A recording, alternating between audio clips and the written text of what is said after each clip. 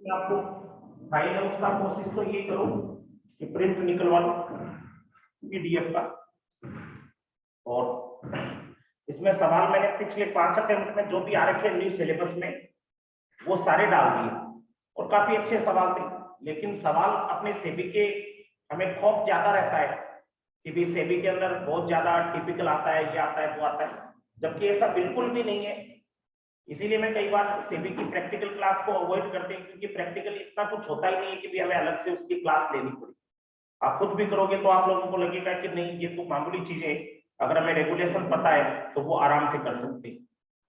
5 regulation में से main सवाल आते हैं प्रैक्टिकल जिनका आपको आइडिया हो तो, जैसे म्यूचुअल फंड वाले चैप्टर में से आता है, पहला चैप्टर में से पहला प्रैक्टिकल तो म्यूचुअल फंड के अलावा आईसीडीआर रेगुलेशन सबसे मेन होती है, उसमें से आता है। आईसीडीआर के अलावा जैसे अपने एससी एसटी की रेगुलेशन होती है जिसको टेक ओवर कोड बोलते हैं कॉमन भाषा में, उसमें से आता है। कई बार स्टॉक एक्सचेंज से जुड़ी हुई मैकेनिज्म पूछ लेता है। और लास्ट एक कॉल ऑप्शन पुट ऑप्शन मतलब डेरिवेटिव। ये 5 तो मेन है।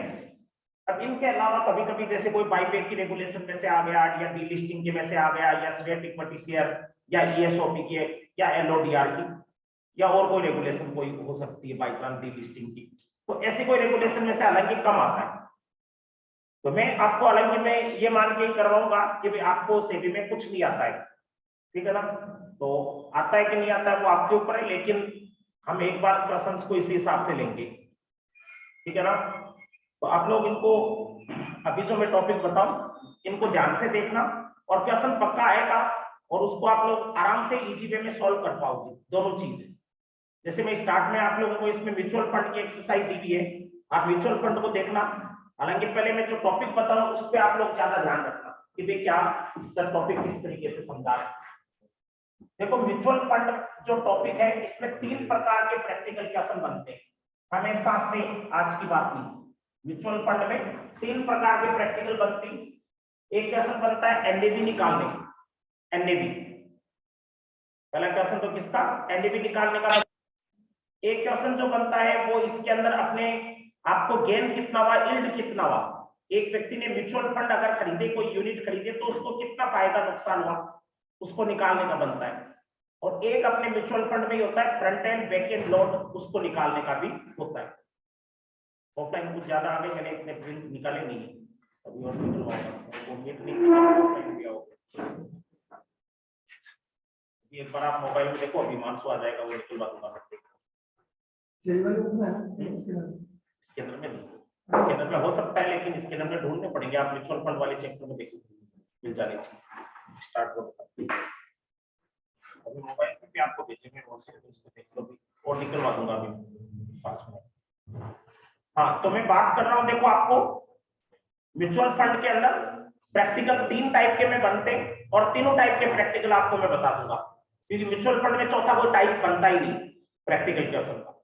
तो इसमें हालांकि मैंने सरप्राइजिंगली 3 अभी जैसे क्वेश्चन आए थे देखे थे म्यूचुअल फंड के, आप लोगों ने देखो तो शायद 3 क्वेश्चन आए हुए अभी पिछले 5 अटेम्प्ट में।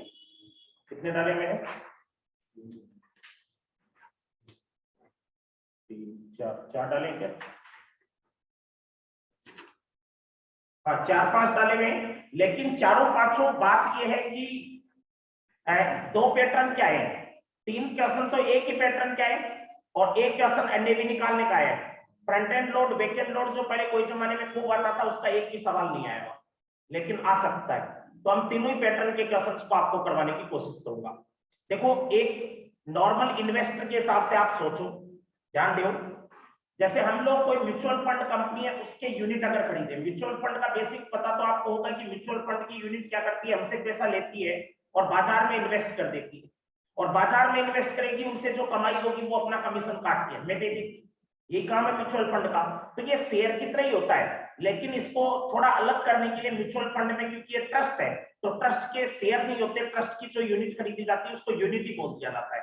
शेयर ही एज्यूम कर दो, फेस वैल्यू होती है बाकायदा उसकी, और उसकी डेली एनएवी चेंज होती रहती है। जैसे म्यूचुअल फंड आप में से किसी ने इन्वेस्ट कर रखा हो तो डेली एनएवी हम लोग उसकी चेक कर सकते हैं, मैसेज आता है।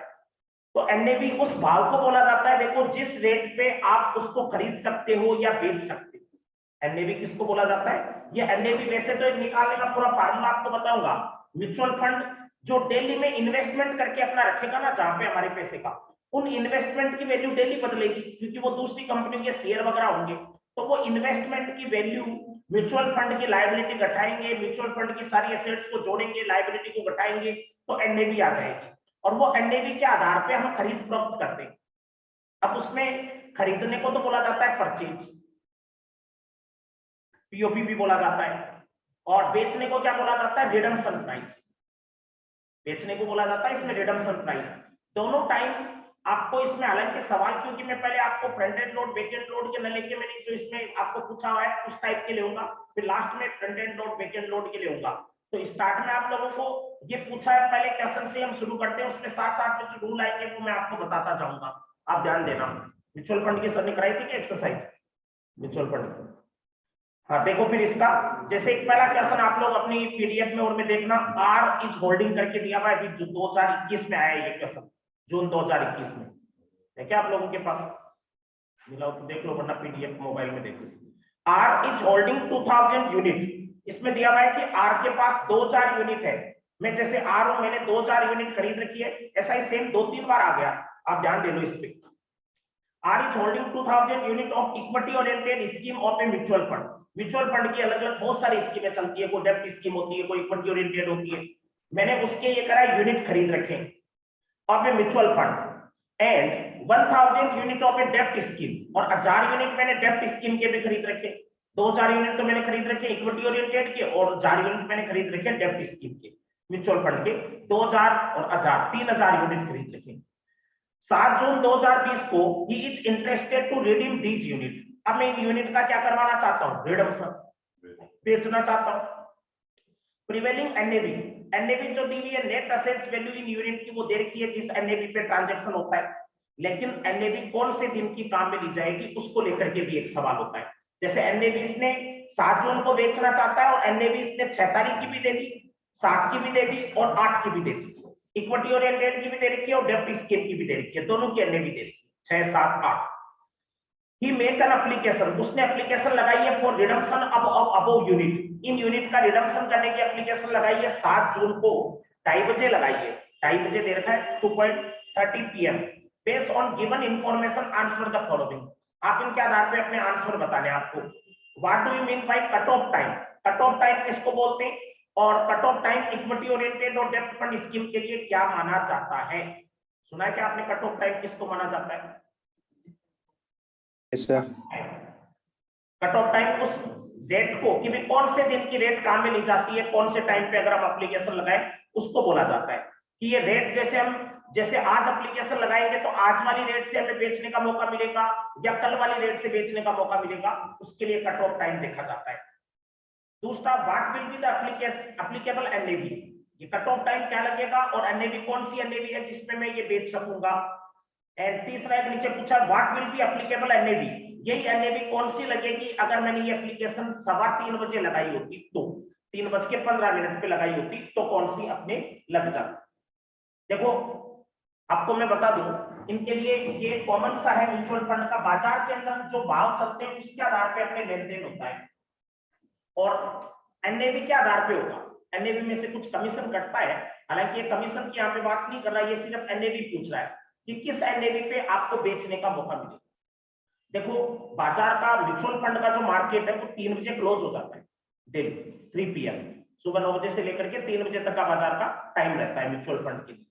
अब आपने अगर एप्लीकेशन 3 बजे से पहले लगा दी, तब तो आपको क्या होगा, सेम डे की एनएवी पे लेन देन करने का मौका मिलता है, और 3 बजे से अगर लेट हो गए, वैसे बाजार 3:30 बजे बंद होता है, तो 3:30 से अगर आप ऊपर लगा दिए तो फिर आपको एनएवी अगले दिन की जो उस पर ट्रांजेक्शन होगा, क्योंकि उस दिन का डब्बा बंद हो गया, 3 बजे बंद हो जाता है, तो 3 बजे तक अगर आपने ट्रांजेक्शन किया है तो उसी दिन की एनएवी पे हो जाएगा, और 3 बजे से ऊपर का किया है तो एनएवी अगले दिन की लगेगी। बेचने की बात और खरीदने की बात में भी यही होता है। वैसे अगर हम खरीदते हैं 2 लाख रुपए से कम का सौदा हो, तो उसके लिए तो 2 लाख से कम का सौदा हो 3 बजे पहले अगर हमने लगा दी तो सेम डे की लग जाएगी, और 3 बजे से बाद में लगाइए तो अगले दिन की लग जाएगी। यानी परचेज के लिए और सेल के लिए, दोनों के लिए ध्यान देना। इसको आपको मैं बोर्ड पे कम और इसमें आंसर शीट में आपको जो दे रखा है साथ साथ में वो चीज आप देखते जाओ। जैसे कट ऑफ टाइम किसको बोलते हैं, पहले आपको ये बता रखा है। कट ऑफ टाइम का मतलब हो गया the NAV on which investor by और सेल द यूनिट, कि ये वो एनएवी को बताता है जिसपे एक इन्वेस्टर अपनी यूनिट खरीदेगा या बेचेगा। कट ऑफ टाइम ये इससे हम ये तय करते हैं एनएवी कौन सी लगेगी। Simply allotment and redemption of NAV, जैसा कि हम जानते हैं कि अलॉटमेंट हमें एनएवी का होना है या रिडम्पशन कर रहे हैं एनएवी का, तो ये डिपेंड करेगा कि कौन से टाइम पे हमने एप्लीकेशन लगाई या हमने फंड किस टाइम अगले को डिपॉजिट कराया। This time is called cut off time, कि हमने एप्लीकेशन कब लगाई उसी के आधार पर कट ऑफ पीरियड तय होगा, उसी के आधार पर एनएवी तय होगी, तो उसी को बोला जाता है कट ऑफ टाइम। यानी कट ऑफ टाइम का मतलब हो गया वो एनएवी जो हमारे पे एप्लीकेबल होगी, और एनएवी किस पे डिपेंड करती है, एप्लीकेशन के टाइम। नीचे जैसे इसकी एक टेबल सी बना रखी है, आप लोग ध्यान दीजिए, बहुत इजी है। टाइप ऑफ ट्रांजैक्शन, बिफोर और आफ्टर कट ऑफ टाइम और एप्लीकेबल एनएवी, चार चीजें आपको दे रखी है। जैसे इक्विटी ओरिएंटेड फंड और डेब्ट फंड दोनों के लिए सेम ही तरीका है, अलग नहीं है। मतलब इक्विटी ओरिएंटेड फंड की यूनिट बेचो चाहे डेब्ट फंड की बेचो, अलग नहीं है। खाली लिक्विड के लिए अलग होती है, लिक्विड फंड होता है ट्रिपल एमएफ जो बोलते हैं उसको, मनी मार्केट म्यूचुअल फंड, उसके लिए अलग होती है। अगर आप परचेज कर रहे हो एंड स्विच इन, या तो आप परचेज करते हो या स्विच इन का मतलब होता है एक स्कीम से दूसरी स्कीम में जा रहे हो, तो परचेज करके या स्विच इन करके आप अगर कर रहे हो और वैल्यू अगर 2 लाख से कम की है, वैल्यू कितने से कम की है, 2 लाख से कम की, तो इनमें एक टाइमिंग को लेकर के सबसे मेन ध्यान रखना होता है, 3 बजे से पहले लगाई या बाद में लगाई। अगर 3 बजे से पहले लगाई, अगर एक तो बिफोर का कॉलम बनाया हुआ है, किसका बनाया हुआ आफ्टर, अगर 3 बजे से पहले लगा दी सेम डे की एनएवी पे ट्रांजैक्शन हो जाएगा। 3 बजे के बाद में लगाया खरीदने का, आपने सौदा बुक कराया 3 बजे के बाद का लगाया, तो नेक्स्ट डे की एनएवी लगी, next business day. Next business day का मीन समझते होंगे, जैसे स्टॉक एक्सचेंज में 5 दिन ही ट्रेड होता है, मंडे टू फ्राइडे, तो वो फ्राइडे के बाद में नेक्स्ट बिजनेस डे कौन सा आ जाता है, ऑटोमेटिक मंडे। तो नेक्स्ट बिजनेस डे की अगर 3 बजे बाद में बुक कराया तो आपने, और यही अगर 2 लाख से बड़ा सौदा हो, purchase and switch in value above rupees 2 lakh, तो 3 बजे इसमें अपने बिफोर और आफ्टर इसमें भी वो 2 दे रखा है। एनएवी, एनएसी की जगह एनएवी कर लेना, NAV of the business day, इसमें उस दिन की एनएवी लगेगी on which fund are available for utilisation, जिस तारीख को आपका फंड अवेलेबल आपका। मतलब 2 लाख से बड़े सौदे में ये नहीं देखा जाता कि सेम डे या अगले दिन, उसमें एप्लीकेशन की डेट मायने नहीं रखती। 2 लाख से बड़ा सौदा होता है ना, उसमें एप्लीकेशन की डेट मायने नहीं रखती। एप्लीकेशन आपने कोई भी दिन लगाई हो, फंड किस दिन अवेलेबल कराया उस डेट की एनएवी लगेगी। आपने एप्लीकेशन आज लगाई, फंड 2 दिन बाद अवेलेबल कराया, तो एनएवी कौन से दिन की लगेगी, 2 दिन बाद। हालांकि ये सवाल किसका था आपको बताओ तो, परचेज का था या रिडम्पशन का था, रिडम्पशन का। तो रिडम्पशन के लिए थर्ड पॉइंट है, देखो रिडम्पशन कर रहे हो या कोई स्कीम से स्विच आउट कर रहे हो, एक स्कीम को छोड़ रहे हो, तो दोनों के अंदर ये 3 बजे से पहले का और बाद का नियम वो सेम लगेगा, जो ऊपर 2 लाख से छोटे के लिए लगता था ना, कि 3 बजे से पहले का है तो सेम डे की एनएवी लग जाएगी, और 3 बजे से बाद का है तो कौन से दिन की लग जाएगी, नेक्स्ट डे की एनएवी लग जाएगी। ठीक है, तो अब आप लोग इस पॉइंट के अंदर आप सोचो, प्रैक्टिकल के अंदर कौन सा पॉइंट लगना था, पहला, दूसरा या तीसरा, कौन सा पॉइंट लगाना चाहिए था, पहला, दूसरा या तीसरा, तीसरा लग रहा था। सवाल रिडम्पशन का है भाई, तो रिडम्पशन में कोई वैल्यू नहीं देखते, क्योंकि इसमें तो पैसा आएगा तो चाहे सौदा 2 लाख से कम का हो चाहे 2 लाख से ज्यादा का हो, सरकार को स्टॉक एक्सचेंज को कोई मतलब नहीं। तो इसका मतलब 3 बजे से पहले का है क्या आपका एप्लीकेशन, तब तो सेम डे की एनएवी लग जाएगी। आप बताओ ऊपर एप्लीकेशन कब लगाई थी आपने, ऊपर सवाल में आपको 7 तारीख को जून को आपने, इसने कहा था 7 जून को एप्लीकेशन लगा रहा है, ये इंटरेस्टेड है रिडीम करने का।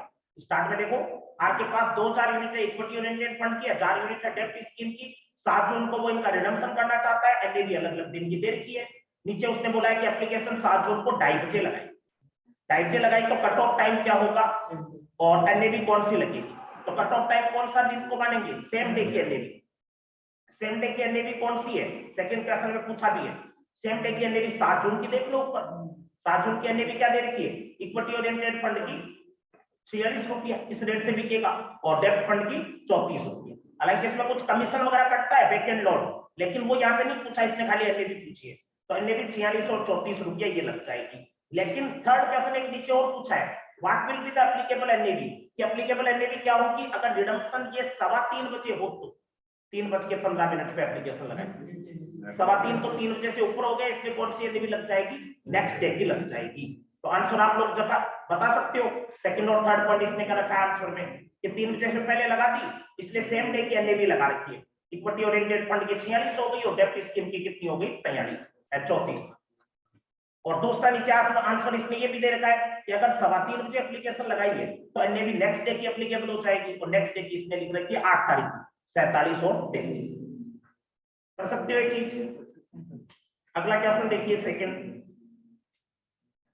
एनएवी पूछी है म्यूचुअल फंड की। ये तो एक परंपरागत सवाल है जो पहले हमेशा से आता रहा है इस टाइप का। The information relating to one equity oriented mutual fund is given below. आपको म्यूचुअल फंड की अलग अलग सूचनाएं दे रखी है, 2 तारीख की भी और 3 तारीख की भी, यानी 2 अलग अलग दिनों की दे रखी है। Market value of fund portfolio, fund ने जहां जहां इन्वेस्ट कर रखा है उसकी मार्केट वैल्यू इन्वेस्टमेंट की, receivable, accrued income, accrued expenses और अदर पेएबल। यूनिट दे रखी है म्यूचुअल फंड की। फिर नीचे पूछा है you are required to calculate NAV of the fund. आपको फंड की एनएवी पूछी है 2 तारीख की भी और तीसरी 3 तारीख की। देखो अब की बार एनएवी निकालने का है। एनएवी निकालने का एक फार्मूला आप लोगों को बताया हुआ, आप बुक में भी अगर देखोगे तो पिछली बार का अगर पढ़ा हुआ हो तो आप लोगों को मैंने एनएवी के प्रैक्टिकल भी करवा रखे हैं इसके। तो एनएवी निकालने का एक फार्मूला होता है मार्केट वैल्यू ऑफ पोर्टफोलियो और investment plus accrued income plus receivable minus accrued expenses minus other payable. घटाने पे आ जाएगी नेट इन्वेस्टमेंट या नेट असेट्स, और फिर उसमें नंबर ऑफ आउटस्टैंडिंग यूनिट का भाग दे दो तो आ जाएगी एनएवी। मतलब पूरे म्यूचुअल फंड की एनएवी आ जाएगी 1 यूनिट की। तो इसमें सिंपल सा है, क्या क्या चीज जोड़ोगे देखो ऊपर नीचे आंसर में देख लो चाहे ऊपर देख लो। मार्केट वैल्यू 2 तारीख की अलग निकालनी है, 3 की अलग। मार्केट वैल्यू में रिसीवेबल जुड़ेंगे, अदर अक्रूड इनकम जुड़ेगी, अक्रूड एक्सपेंसेस ये लायबिलिटी होती है घटेगी, अदर पेएबल लायबिलिटी होती है ये भी घटेगी। ये सब घटाने के बाद कितना आता है पहले देखो, नीचे इसने एनएवी निकाल ली, देखो market value add receivable add other income less accrued expenses less other payable, NAV आ गई कितनी 19,500 और 20,000 आ गई। इसमें आउटस्टैंडिंग यूनिट कितनी है ऊपर म्यूचुअल फंड की 5 लाख और दूसरी तरफ कितनी दे रखी है 5 लाख, दोनों तरफ। आपको होगी कि सर आप एक चीज रकमों में ये भी जान दिया करो, इनमें हजारों में लाखों में ऐसे रकमें दी आती है।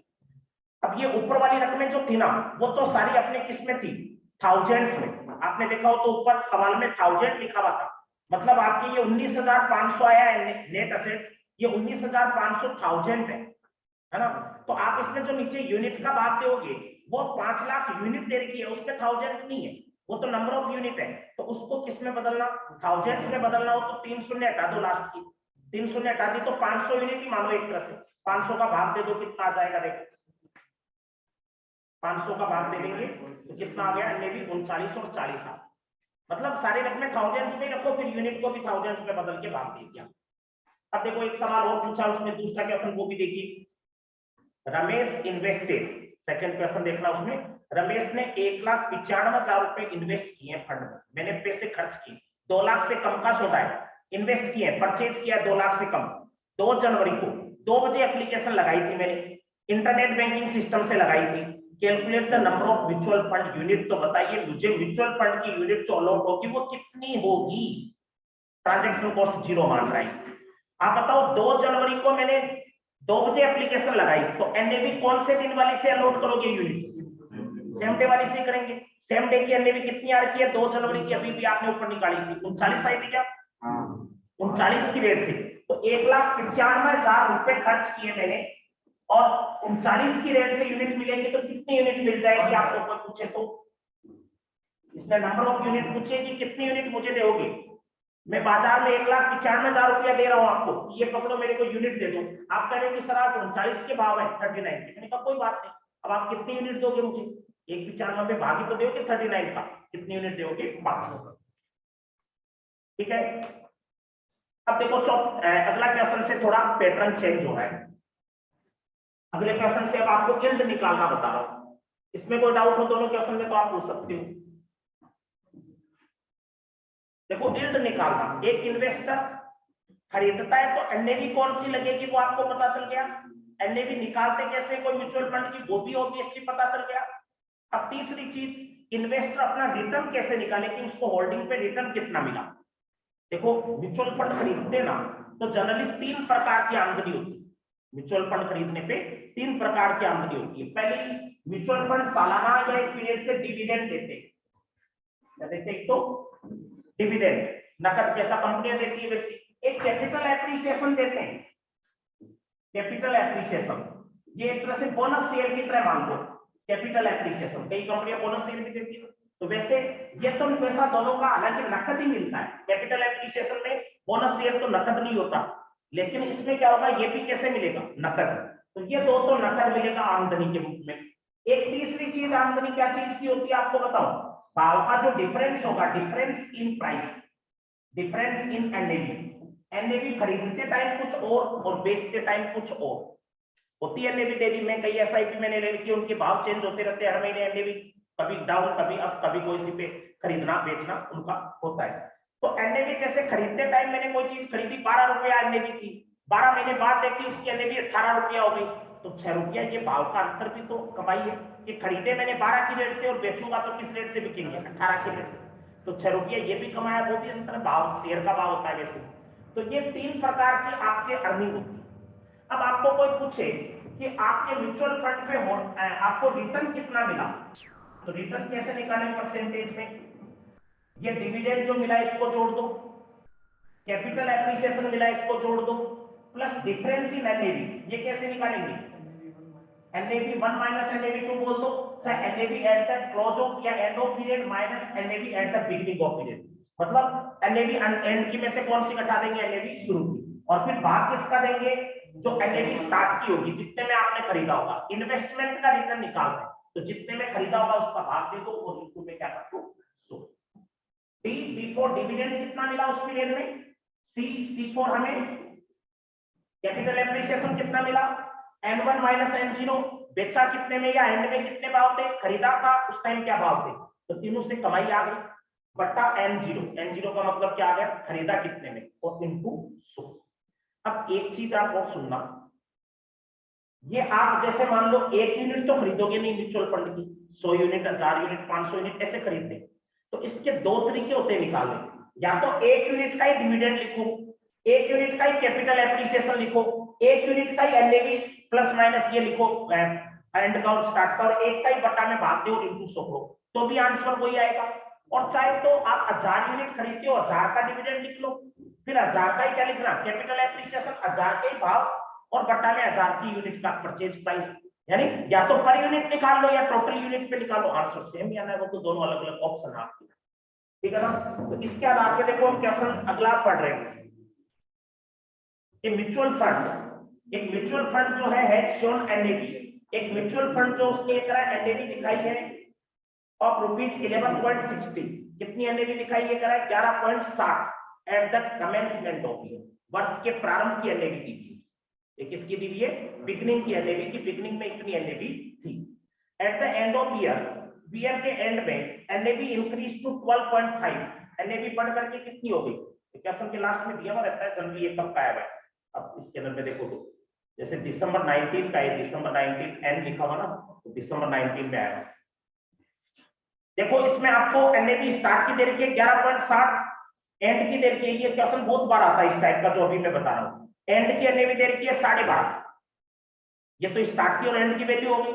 आपको फंड ने क्या क्या दिया, 0.75 तो दे दिया डिविडेंड के तौर पे, और 0.85 दे दिया कैपिटल गेन या कैपिटल एप्रिसिएशन, ठीक है। Calculate the funds return during the year, ये सिंपल सा फंड का रिटर्न पूछा ड्यूरिंग द ईयर। डिविडेंड कितना मिला 0.75 प्लस कैपिटल एप्रिसिएशन कितना हुआ 0.85, भाव का अंतर कितना था शुरू में और एंड का अंतर 12.50, पहले एंड वाला लिखो फिर शुरू वाला, पहले एंड का फिर शुरू का, फिर बट्टा में हमेशा शुरू का और इनटू कितना आ जाएगा देखो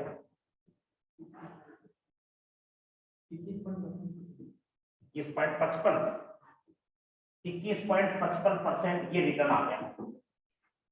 लेकिन इसी में देखो एक दूसरा पॉइंट आपको कई बार क्या ऐसा भी करके पूछता है, ये थोड़ा सा ध्यान देना आप लोग, हैड दैट डिस्ट्रीब्यूशन बीन री-इन्वेस्टेड, अगर ये डिस्ट्रीब्यूशन को ये करा क्या कर देते, री-इन्वेस्ट कर देते, हैड दिस डिस्ट्रीब्यूशन बीन री-इन्वेस्टेड, अगर री-इन्वेस्ट कर देते 12.20 की एनएवी पे, तो what is the return for 400 unit, तो 400 यूनिट पे कितना रिटर्न आपको मिलता, ध्यान दीजिए।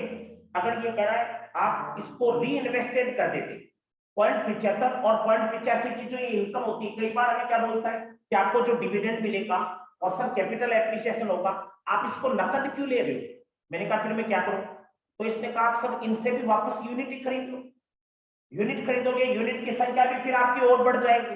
मैंने कहा आपका ये सुझाव भी अच्छा है। तो देखो इससे ये पूछ रहा है सेकंड पॉइंट में कि हैड दिस डिस्ट्रीब्यूशन रीइन्वेस्टेड, अगर इसको रीइन्वेस्ट कर देता 12.20 की रेट से, तो what is the return for 400 unit. तो मेरे पास मान लीजिए अगर 400 यूनिट है तो 400 यूनिट पे कितना रिटर्न मुझे और मिल जाता। ध्यान दीजिए ये कहना चाह रहा है दूसरे क्वेश्चन में कि सर आपके पास 400 यूनिट है और आप डिविडेंड और कैपिटल एप्रिसिएशन को लो मत, वापस इनको खर्च कर दो। कितना डिविडेंड मेरे को मिला होगा भाई, डिविडेंड और कैपिटल एप्रिसिएशन कितना मिला होगा इस सवाल में। डिविडेंड तो मिला था 0.75 और ये कितना मिला होगा कैपिटल एप्रिसिएशन 0.85 इनटू कितनी यूनिट है सारी 400 यूनिट खरीदी है मैंने, तो 400 भी कितना मिला होगा 640 रुपया मिला होगा। अब ये मेरे को क्या कह रहा है कि सर 640 रुपया आपको मिला होगा, इसको नकद मत लो, आप एक्स्ट्रा में यूनिट ले लो। मैंने कहा ये ठीक है खरीद लेता हूँ यूनिट। तो आप कहते हो कि कितनी यूनिट मिल जाएगी, मेरे को बताओ आप कितनी यूनिट दे दोगे, नंबर ऑफ यूनिट। 640 रुपया में अगर री इन्वेस्ट करूं, जो डिविडेंड और कैपिटल एप्रिसिएशन है उसको री इन्वेस्ट करूं, किस रेट से, वो रेट आपको दी होगी। देखो दूसरा पॉइंट में कितनी रेट पे री इन्वेस्ट करूं, 12.20 की एक यूनिट मान रहा है, तो कितनी यूनिट आ जाएगी मेरे पास 52.45, मतलब मेरी 52.45 यूनिट मुझे एक्स्ट्रा लॉट हो जाएगी। तो टोटल यूनिट कितनी हो जाएगी कोई पूछे तो, टोटल यूनिट 400 यूनिट पहले थी और 52.45 इसको लगभग 53 कर सकते हो या 52 कर सकते हो, या है कितना भी हो चाहे आप पे डिपेंड। तो कितनी यूनिट हो गई भाई। वैसे स्टॉक मार्केट आजकल पॉइंट में भी चलता है, आपको बता दो फ्रैक्शन, मतलब पॉइंट में आई है तो वो उतनी भी अलॉट होती है। पहले के जमाने की बात अलग थी, आजकल पॉइंट में भी शेयर मिलती। तो कितनी यूनिट हो गई आपको कोई पूछे, अब आपके पास अगर देखा जाए तो 452.75 यूनिट हो गई ना 452। हालांकि इसने पूछा क्या यूनिट पूछी है बाद में, तब तो यूनिट का आंसर तो आ गया। पूछा क्या इसने, देखो व्हाट हैड दीज यूनिट इसने पूछा है। Mutual fund shown NAV commencement पे था calculate that from return, fund का रिटर्न बताइए है एक तो पहले में, दूसरे में हैड दीज डिस्ट्रीब्यूशन बी रीइन्वेस्टेड, अगर आपने ये रीडिस्ट्रीब्यूट कर दिया, इसको रीइन्वेस्ट कर दिया तो what is the return, return पूछा है। रिटर्न ये नहीं आया, ये तो टोटल यूनिट ही आई है, इसमें आंसर का जवाब मतलब सही नहीं लिखा हुआ पूरा। ये रिटर्न अगर पूछे ना रीइन्वेस्टमेंट करने का अगर टॉपिक हो, ध्यान दीजिए ध्यान दो, अगर रीइन्वेस्ट करने का टॉपिक हो तो आपको रीइन्वेस्टमेंट के बाद में रिटर्न अगर निकालना हो तो कैसे निकालते हैं, ध्यान दीजिए। ये तो टोटल यूनिट आ गई, फिर आपको ध्यान देना इसमें क्या करना होगा। देखो शुरू में आपने इसमें देखना होगा कि बिगनिंग में आपने कितना इन्वेस्टमेंट किया था। बिगनिंग में 400 यूनिट खरीदी थी, किस रेट से खरीदी थी 400 यूनिट, शुरू में बिगनिंग में भाव कितने थे 11.60, कितने की थी शुरू में खरीदी थी तब 400 यूनिट, 400 यूनिट 11.60 की रेट की थी शुरू में, तो कितने की थी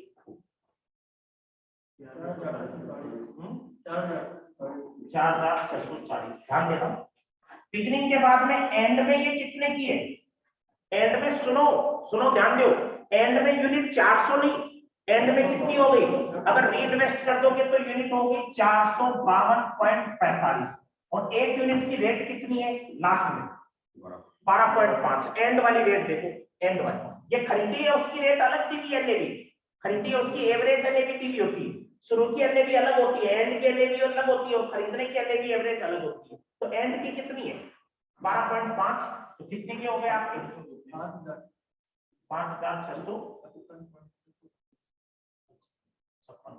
5,656। इस शुरू की और लास्ट की आपकी धन की वैल्यू ये आ गई। रीइन्वेस्टमेंट वाले में बता रहा हूं मैं, देखो आप सीधा सीधा अगर रीइन्वेस्ट नहीं करते हो तो ये तरीका है, कोई दिक्कत नहीं।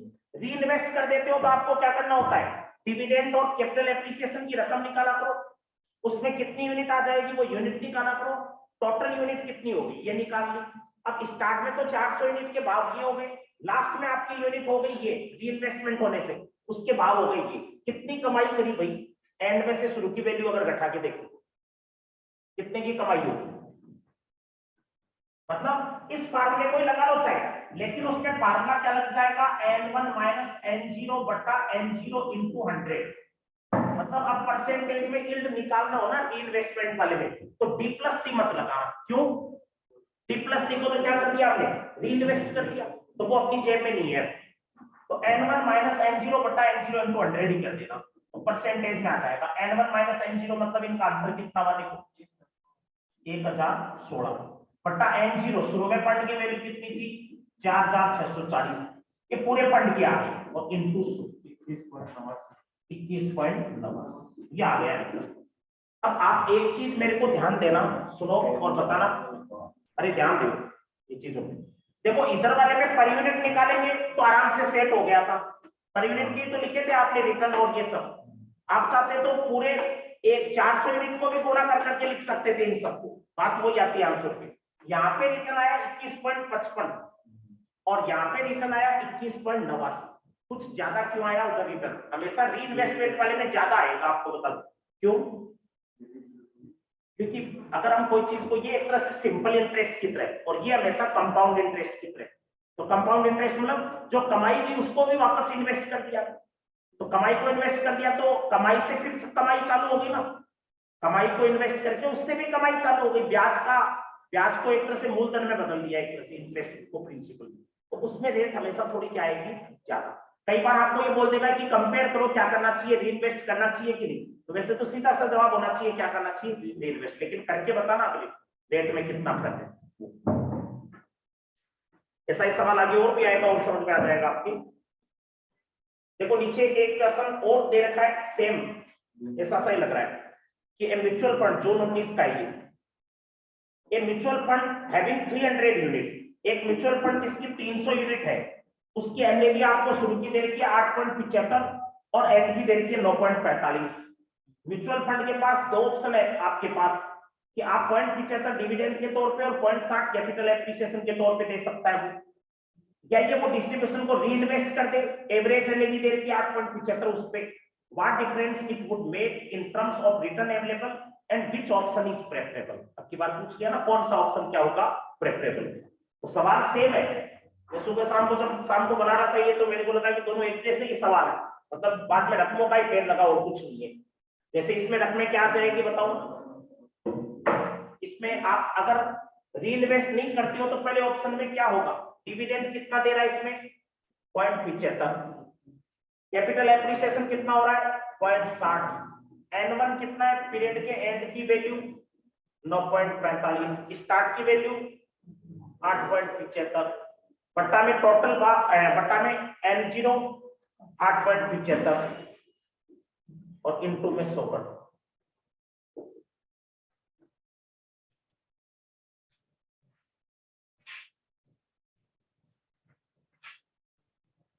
कितना आ गया 24.886।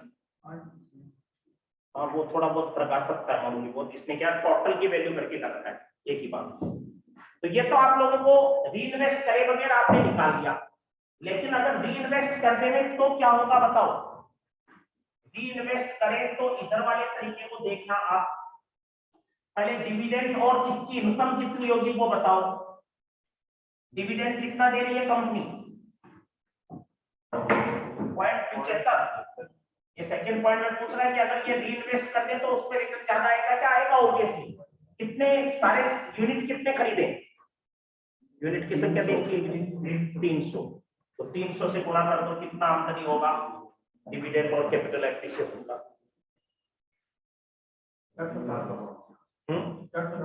405। नंबर ऑफ यूनिट कितनी मिल जाएगी अगर इसको रीइन्वेस्ट कर देते हैं तो 405 में एवरेज एनएवी का भाग दो, एवरेज एनएवी दी होगी सेकंड पॉइंट में कितनी देर की एवरेज एनएवी 8.65 है, 8.65 का भाग दे दो कितनी यूनिट और अलॉट हो जाएगी 46.82। तो टोटल यूनिट कितनी होगी आपको वो पूछे एनएवी, ये टोटल यूनिट आपको कितनी अलॉट होगी। 300 यूनिट तो शुरू में खरीदी थी और 46.82 यूनिट और अलॉट हो गई, तो टोटल यूनिट कितनी होगी 346.82, ये यूनिट अलॉट हो गई टोटल।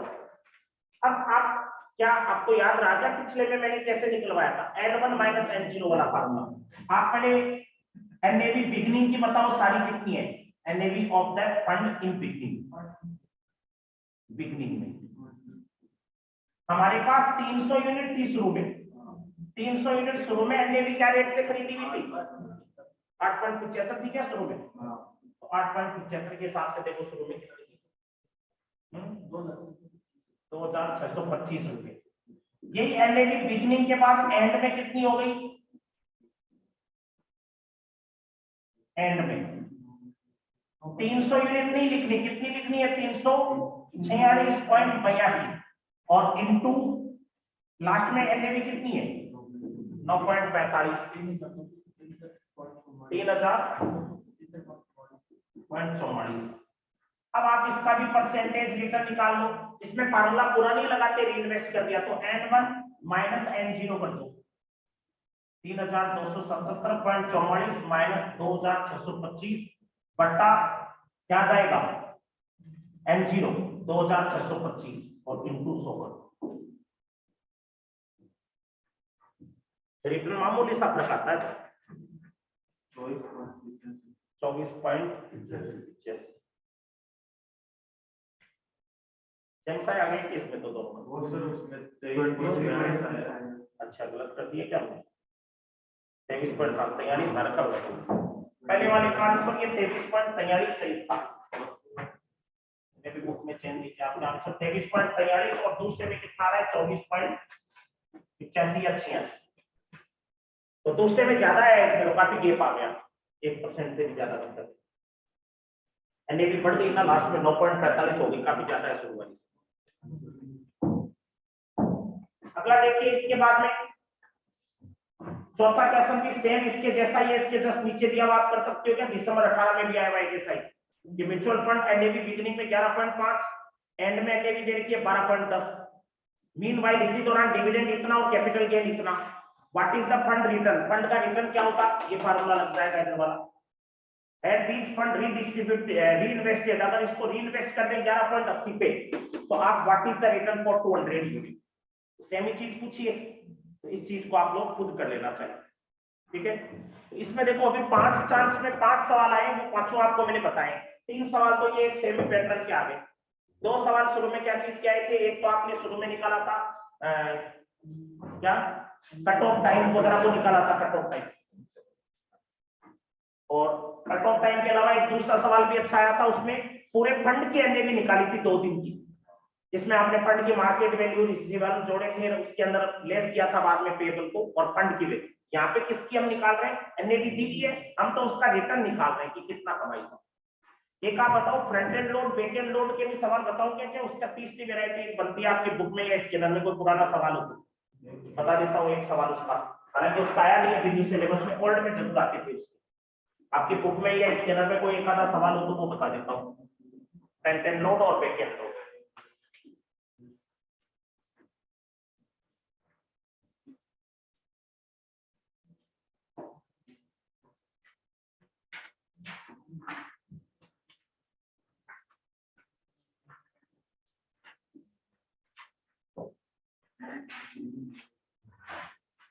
आपने नाम सुना है इन दोनों का? फ्रंट एंड लोड किसको बोलते हैं? देखो अभी आपने सुना तो आपको मैंने ये माना था अभी वाले में तो कि ट्रांजैक्शन कॉस्ट नहीं है, तो आप क्या करते थे?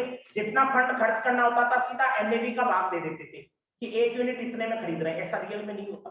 एनएवी में खरीदते हैं ना, ये उसकी तरह है जैसे आप फॉरेन करेंसी खरीदो या गोल्ड वगैरह खरीदो।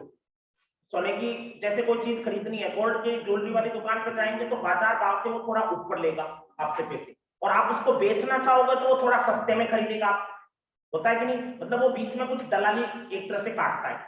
ऐसे ही डॉलर में होता है कि आप डॉलर को इंडियन करेंसी में बदलवाना चाह रहे हो, मतलब डॉलर बेचोगे तो वो आपसे सस्ते में खरीदेगा डॉलर, और आपको डॉलर खरीदने तो वही डॉलर आपसे थोड़ी महंगे में लेगा। तो वही इसमें एनएवी के ऊपर होते हैं, लेकिन कुछ एक फ्रंट एंड लोड और एक बैक एंड लोड लगता है। Front end load back and load क्या होता है? फ्रंट एंड लोड तो लगता है परचेज करते टाइम, जब आप कोई म्यूचुअल फंड की यूनिट खरीदोगे तो फ्रंट एंड लोड के नाम से कमीशन लगेगा 2-3%, और बैक एंड लोड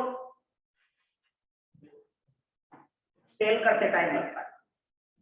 ये कैसे पता लगता है कि कितना फ्रंट एंड लोड है, बैक एंड लोड है? ये सवाल में जनरली दे देता है, नहीं दिया हो तो ये फार्मूले से निकाल सकते हैं। पीओपी का फार्मूला लिखा रहता है क्या आपको? देखो, पीओपी या परचेज करने का formula NAV upon 1 minus front end load, और इसमें रिडम्पशन वैल्यू निकालनी हो तो रिडम्पशन वैल्यू का फार्मूला हो जाता है NAV plus 1 plus back and load, 1 plus back and load. ये फार्मूले दो काम में लेने आपको ध्यान रखना है। इनमें से कोई सी भी चीज गायब हो सकती है, एनएवी गायब हो, फ्रंट एंड लोड गायब हो, पीओपी गायब हो, एक फार्मूले बस इन्हीं से निकाला जा सकता है। जैसे इनका कोई सवाल हो तो आप ग्रुप में शेयर करना एक फोटो, अगर आपके पास स्कैनर में फोटो डाल दो।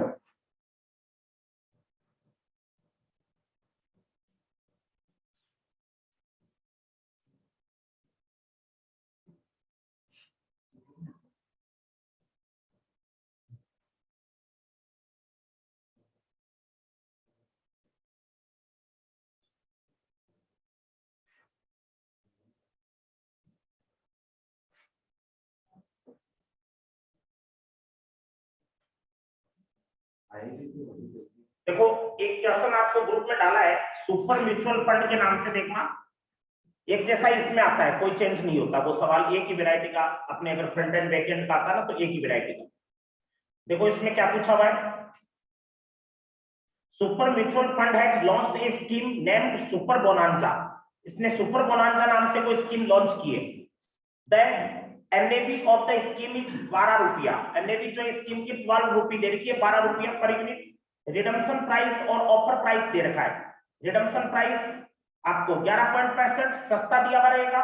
ऑफर प्राइस जिसको पीओपी बोलते हैं, पब्लिक ऑफर प्राइस, वो आपको कितना दे रखा है? 12.5। ये थोड़ा महंगा दिया हुआ रहेगा। एनएवी सेम होते हुए भी एनएवी 12 रुपया है, लेकिन आप मेरे से खरीदने आ रहे हो तो मैं आपको भाव कितने बता रहा हूँ? 12.5, 12 की जगह 12.5। और बेचने आ रहे हो तो मैं आपको क्या भाव बोल रहा हूँ? 11.75। आप कह रहे हो सर ये तो गजब बात हो गई, बेचने आ रहे हो तो सस्ते में ले रहे हो आप, और खरीदने आ रहे हो तो आप महंगे में दे रहे हो एनएवी से। क्यों? क्योंकि इसके पीछे क्या लगा हुआ है? फ्रंट एंड लोड और बैक एंड लोड लगा हुआ है। तो आप देखो, फ्रंट एंड लोड निकाल सकते हो ऊपर वाले पार्ट में से।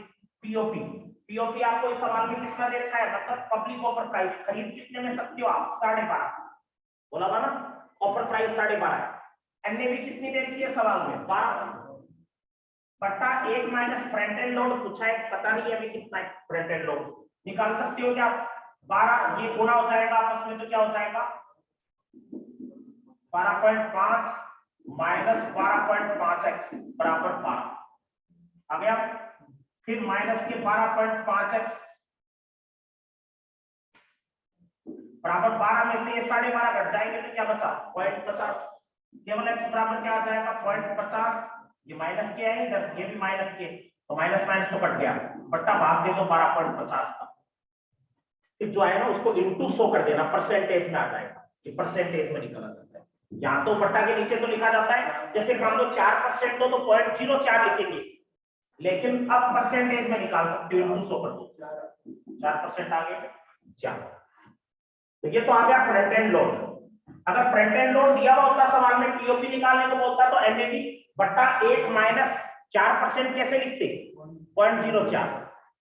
ये नीचे रिडम्पशन वैल्यू आपको दे रखी है कितनी? 11.65। एनएवी 12 है और बट्टा 1 प्लस एक्स, पता नहीं है ना आपको, ब्रेक एंड लोड निकाल लो। 11.65 प्लस 11.65 एक्स और बराबर 12। तो 11.65 x बराबर क्या आ जाएगा? 12 में से 11.65 घट जाएंगे 0.35, और x बराबर क्या आ जाएगा? 0.35 बट्टा 11.65 कितना? 3। तो ये low back and load, front end load तो और ही आसान होता है इनका, इससे कोई होता है ये प्रैक्टिकल। तो front end load back and load में तो कोई भी चीज गाइड दे तो 3 सूचनाएं सारी है। पीओपी, एनएवी और फ्रंट एंड लोड, तीन में से दो दे देगा, एक गाइड। जैसे दो दे दी ना आपको, पीओपी दे दिया, एनएवी दे दी, गाइड क्या कर दिया, फ्रंट एंड लोड। तो एक चीज गाइड से दूसरी निकाल सकते हो। बोलो इस बात में कोई डाउट हो तो। म्यूचुअल फंड वाले चैप्टर के प्रैक्टिकल सही होने चाहिए आप लोगों के। म्यूचुअल फंड में तीनों चारों वेरायटी के जो भी सवाल बनते हैं वो सारे आपको बताएगा, ठीक है ना। ये फार्मूला और सवाल भी ध्यान रखना आप लोग बोर्ड पे जो लिखा है मैंने। अब देखो नेक्स्ट बात आती है टॉपिक की, आईसीडीआर रेगुलेशन की बात हम शुरू कर रहे हैं। आईसीडीआर रेगुलेशन सबसे इंपॉर्टेंट रेगुलेशन है, बहुत ही इजी भी है। आप लोगों ने अगर पढ़ रखी है, मेरे हिसाब से सर ने पढ़ाई थी आईसीडीआर, अच्छे से पढ़ाई है, फिर भी आप लोगों को उसमें ज्यादातर कंपनी लोग ऐसे प्रोविजन मिलते हैं कि ये ऐसे होनी चाहिए, ये वैसे होनी चाहिए। आईसीडीआर का रोल बहुत ही इंपॉर्टेंट है। तो आप लोगों को देखो मैं यहाँ पे आईसीडीआर के क्वेश्चंस बताने जा रहा हूँ। आईसीडीआर के क्वेश्चंस आप लोग देखना। एक्ट नाउ, ये भी जोन 21 का सवाल बता रहा हूं मैं। जोन 21 में क्या कुछ प्रैक्टिकल ज्यादा आए थे। आप पहले जो जून और 19 के सवाल देखोगे, 19 के, 18 के, तो उनमें तो प्रैक्टिकल कोई पूरे पेपर में एक दो आया हुआ है। और जोन 21 के में अभी और दिसंबर 20 में 3-3, 4-4, जोन 21 वाले में तो 5-6 प्रैक्टिकल। हालांकि वो दिमाग थोड़ा सा लगाते आप सही हो जाते, लेकिन प्रैक्टिकल देख के आपका दिमाग ही बंद हो जाता है। तो देखो इसमें क्या sir, Act Now as limited unlisted company, ये एक अनलिस्टेड कंपनी है, is in the process of expanding business, वो अपने बिजनेस को क्या करना चाहती है, बढ़ाना चाह रही है। फॉर एक्सपेंशन, और विस्तार करने के लिए, इट नीड, इसको जरूरत है अप टू 100 करोड़, इसको विस्तार करने के लिए कह रहा है 200 करोड़ रुपया भी चाहिए। फॉर रेजिंग 200 करोड़, 200 करोड़ रुपया जुटाने के लिए it has decided to bring an IPO, इसने एक आईपीओ लाने की सोची थ्रू बुक बिल्डिंग मैकेनिज्म। इसने प्राइस बैंड तय किया 500 से 600, ये सुना है क्या price band, lower price, upper price 500 और 600। Referring the provision of SEBI ICDR regulation advise the company on the following band. ठीक है, पहला ये थोड़ी थ्योरेटिकल ज्यादा है, इसमें प्रैक्टिकल कैलकुलेशन नहीं है। What should be the minimum application size and minimum number of equity share in one application. आपको किसी को ध्यान हो तो मिनिमम एप्लीकेशन साइज सेबी की रेगुलेशन क्या कहती है आईसीडीआर की, 10,000 से 15,000 के बीच के। सुन लो, मिनिमम एप्लीकेशन साइज मतलब कोई एप्लीकेंट एप्लीकेशन लगाना चाहता है, आरआईआई, आप आईपीओ भरना चाहते हो, तो 10,000 से 15,000 के बीच की वैल्यू का आईपीओ होता है। ठीक है, what will be the minimum some payable on application, ये आपको पता हो तो 25% एप्लीकेशन पे सेबी कहता है मिलना चाहिए कम से कम। सेबी के रूल 25% कहते हैं, कंपनी एक्ट 5% कहता है। तीसरा, what should be the minimum time period, कितने टाइम पीरियड के लिए ऑफर ओपन होना चाहिए। ऑफर 3 दिन से 10 दिन के लिए ऑफर होता है, मिनिमम 3 दिन और मैक्सिमम 10 दिन, चाहे वो लिमिटेड ही क्यों ना हो बैंड में।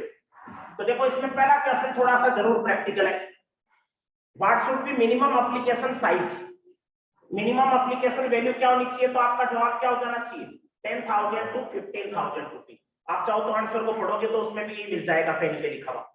अब इसके अंदर आपको दूसरा ये भी पूछा है, what should be the minimum application value and minimum number of equity share, कितने इक्विटी शेयर होने चाहिए।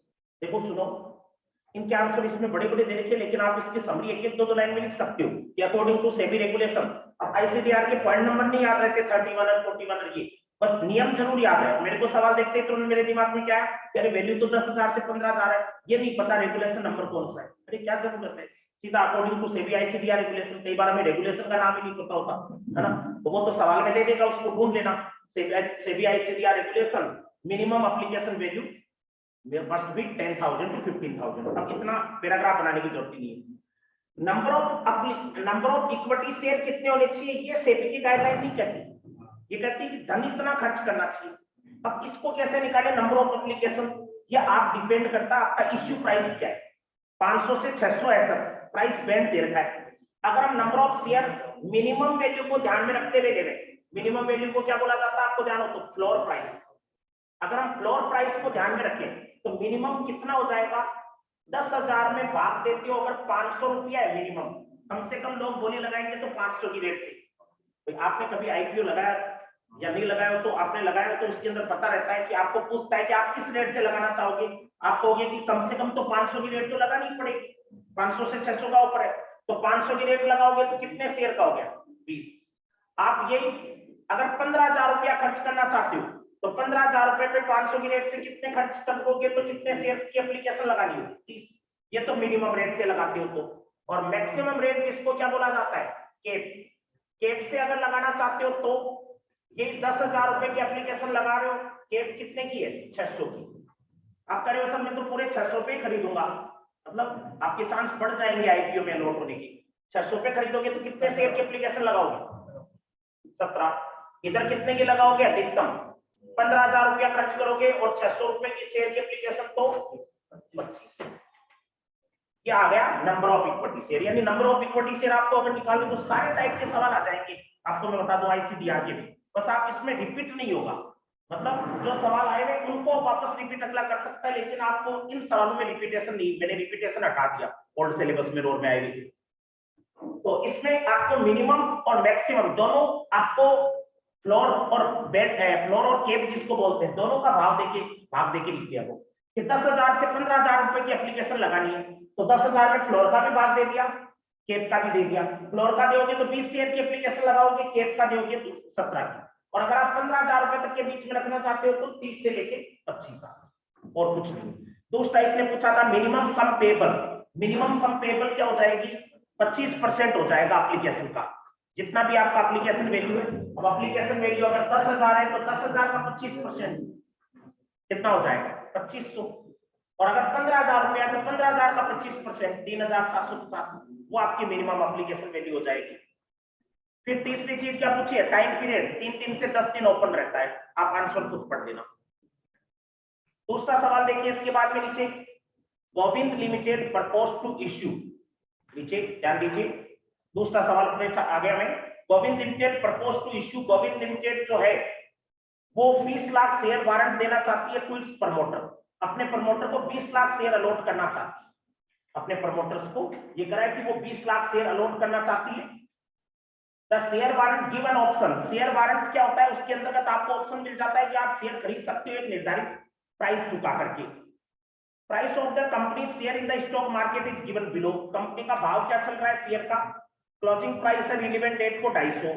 एवरेज वीकली हाई और लो, पिछले 26 सप्ताह का एवरेज है 275। एवरेज वीकली हाई और लो पिछले 2 सप्ताह का है 280। You are required to identify the minimum price at which share warrant are to be issued. ध्यान दो, आपने कंपनी लॉ में भी पढ़ी है ये बात और सेबी में भी पढ़ी, आईसीडीआर रेगुलेशन और कंपनी एक्ट में भी आती है कि अगर हम शेयर आईपीओ निकालते तो अलग तरीका है भाव तय करने का, कंपनी खुद अपने हिसाब से प्राइस तय करती है।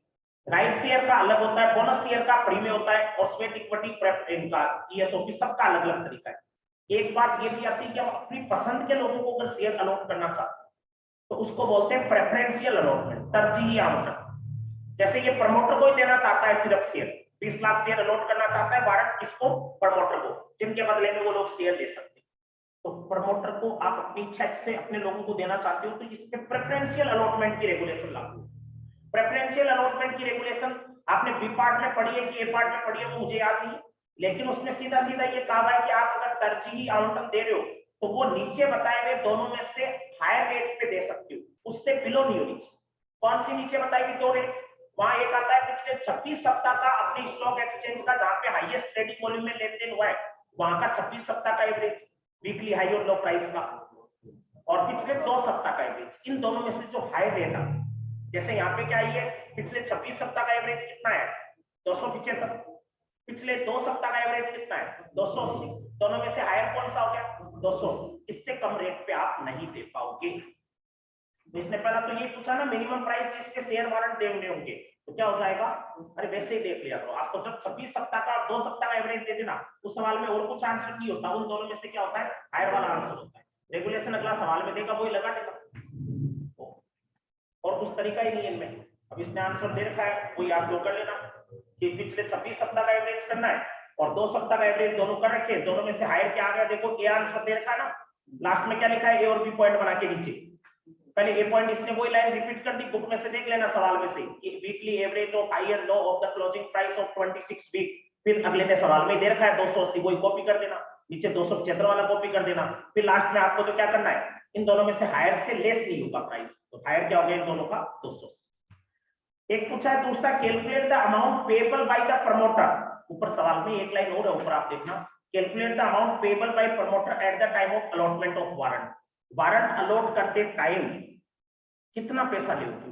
25% लेंगे। एप्लीकेशन जब अलॉट होती है शेयर तो 25% पैसा लेना होता है। अब यहाँ पे ये जरूर है कि आपने मान लो मिनिमम 280 पे भी शेयर अलॉट किया होगा, 280 आया ना अभी दोनों में से ज्यादा, 280 पे कितने शेयर उनको अलॉट किए होंगे प्रमोटर को? 20 लाख शेयर दे रहे थे क्या शुरू में? 20 लाख थे, 2 लाख थे, 20 लाख।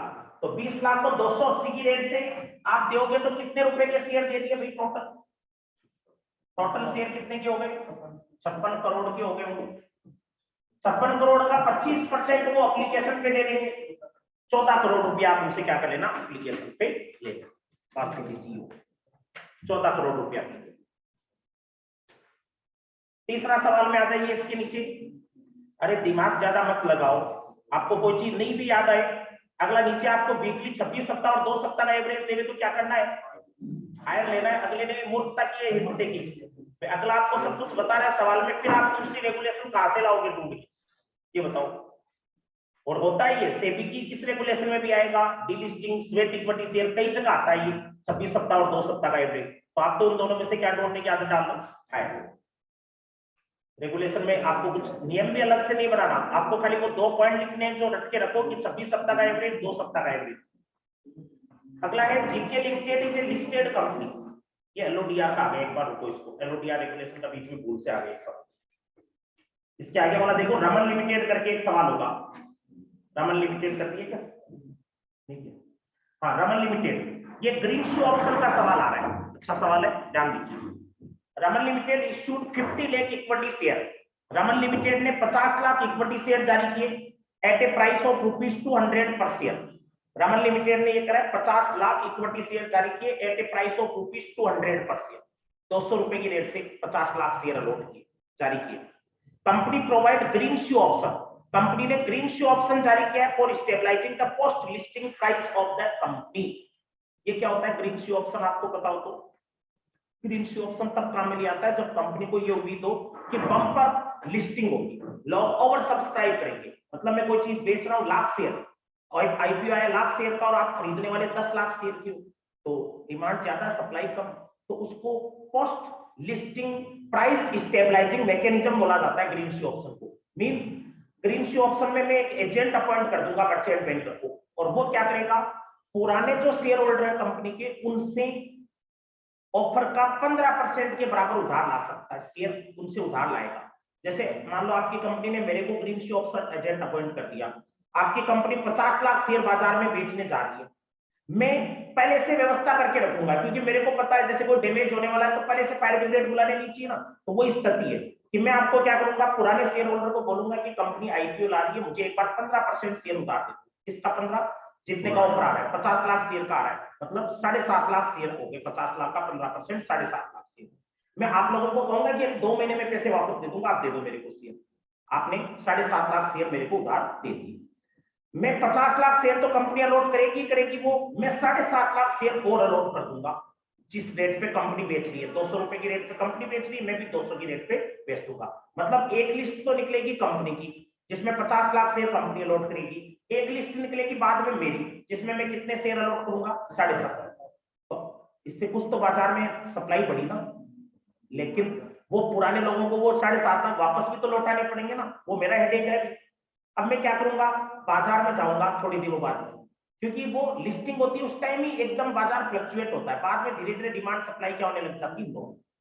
अब मैं महीने 20 दिन के अंदर बाजार में जाऊंगा और मैं आप लोगों से वापस खरीदने लग जाऊंगा, जिन्होंने आईपीओ में खरीदे थे ना उनसे मैं कहूंगा क्या बात बेच रहे हो क्या शेयर, तो आप लोगों से खरीदूंगा।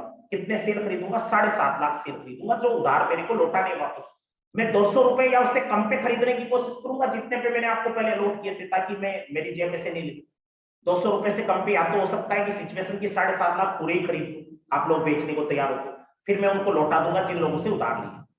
दूसरी स्थिति ये बन सकती है कि बाजार में रेट अभी भी बम्पर आई चल रही है, मेरे को कोई बेचने वाला ही नहीं दिख रहा, भाव किसी को पूछता हूँ 250, कोई बोलता है 300, कोई बोलता है 400, मैंने छोड़ो रे, मैंने किसी से लिए ही नहीं, है ना। तो दूसरी स्थिति में क्या होगा, फिर कंपनी को मैं कहूंगा कि 2 महीने हो गए, 1 महीना हो गया, कोई भाव पे देने को तैयार ही नहीं है 200 की रेट पे, कंपनी फिर मेरे को एक्स्ट्रा अलॉटमेंट कर देगी 7.5 लाख से, इसको मेरे को उनकी अलग से लिस्टिंग भी कराएगी 7.5 लाख की, और मैं वो 7.5 लाख ले जाके आपको दे दूंगा। ये मेरा ही पढ़ाया हुआ चैप्टर पिछली बार का, आपको याद होगा। और तीसरी स्थिति क्या बन सकती है कि बाजार से खरीदे लेकिन कम खरीद पाया। बाजार में मान लो 4 लाख 5 लाख शेयर तो खरीद लिए 7.5 लाख में से, 2.5 लाख शेयर नहीं खरीद पाया, रेट अप डाउन हो गया, तो मैं 5 लाख तो आपको लौटा सकता हूं, लेकिन 2.5 लाख कम पड़ रहे हैं, तो वो कंपनी दे देगी 2.5 लाख शेयर दे देगी। अभी 7.5 लाख पूरे भी दे सकती थी कंपनी, बाजार में नहीं मिलते, तो यहाँ पे 2.5 लाख दे देगी और आपको मैं लौटा दूंगा, कंपनी 2.5 लाख की लिस्टिंग करा लेगी। ये 3 सिचुएशन बनती है ग्रीन इश्यू ऑप्शन में, आपको ध्यान। फिर बात आती है इसमें, एक पैसा मेरे पास अगर बचा हुआ रह गया ना एजेंट के पास, तो वो पैसा आईईपीएफ फंड में चला जाएगा लास्ट। जैसे आप लोगों को मैंने वो शुरू में 7.5 लाख शेयर बेचे थे ग्रीन इश्यू ऑप्शन में, वो 200 की रेट पे बेचे थे जो कंपनी का आईपीओ का रेट था, बाद में वापस खरीदे तो 180 की रेट से खरीद लिए मान लो, तो बीच में 20 रुपया मैं अपनी जेब में नहीं डाल सकता। वो 20 रुपया जो मेरे खरीदने और बेचने का अंतर है, बेचे मैंने 200 में, वापस खरीदे 180 में, तो वो अंतर में किस फंड में डाल दूंगा? आईईपीएफ का मतलब वो क्या हो गया, एक तरह से भगवान का अपने दक्षिणा का बॉक्स हो गया, उसमें डाल वो है। तो इसमें देखिए अब क्या कराइए, Raman limited issue, Raman limited ने 50 लाख इक्विटी शेयर जारी किए एट ए प्राइस ऑफ 200 पर शेयर। किस रेट से जारी किए? 200 रुपया पर शेयर की रेट से।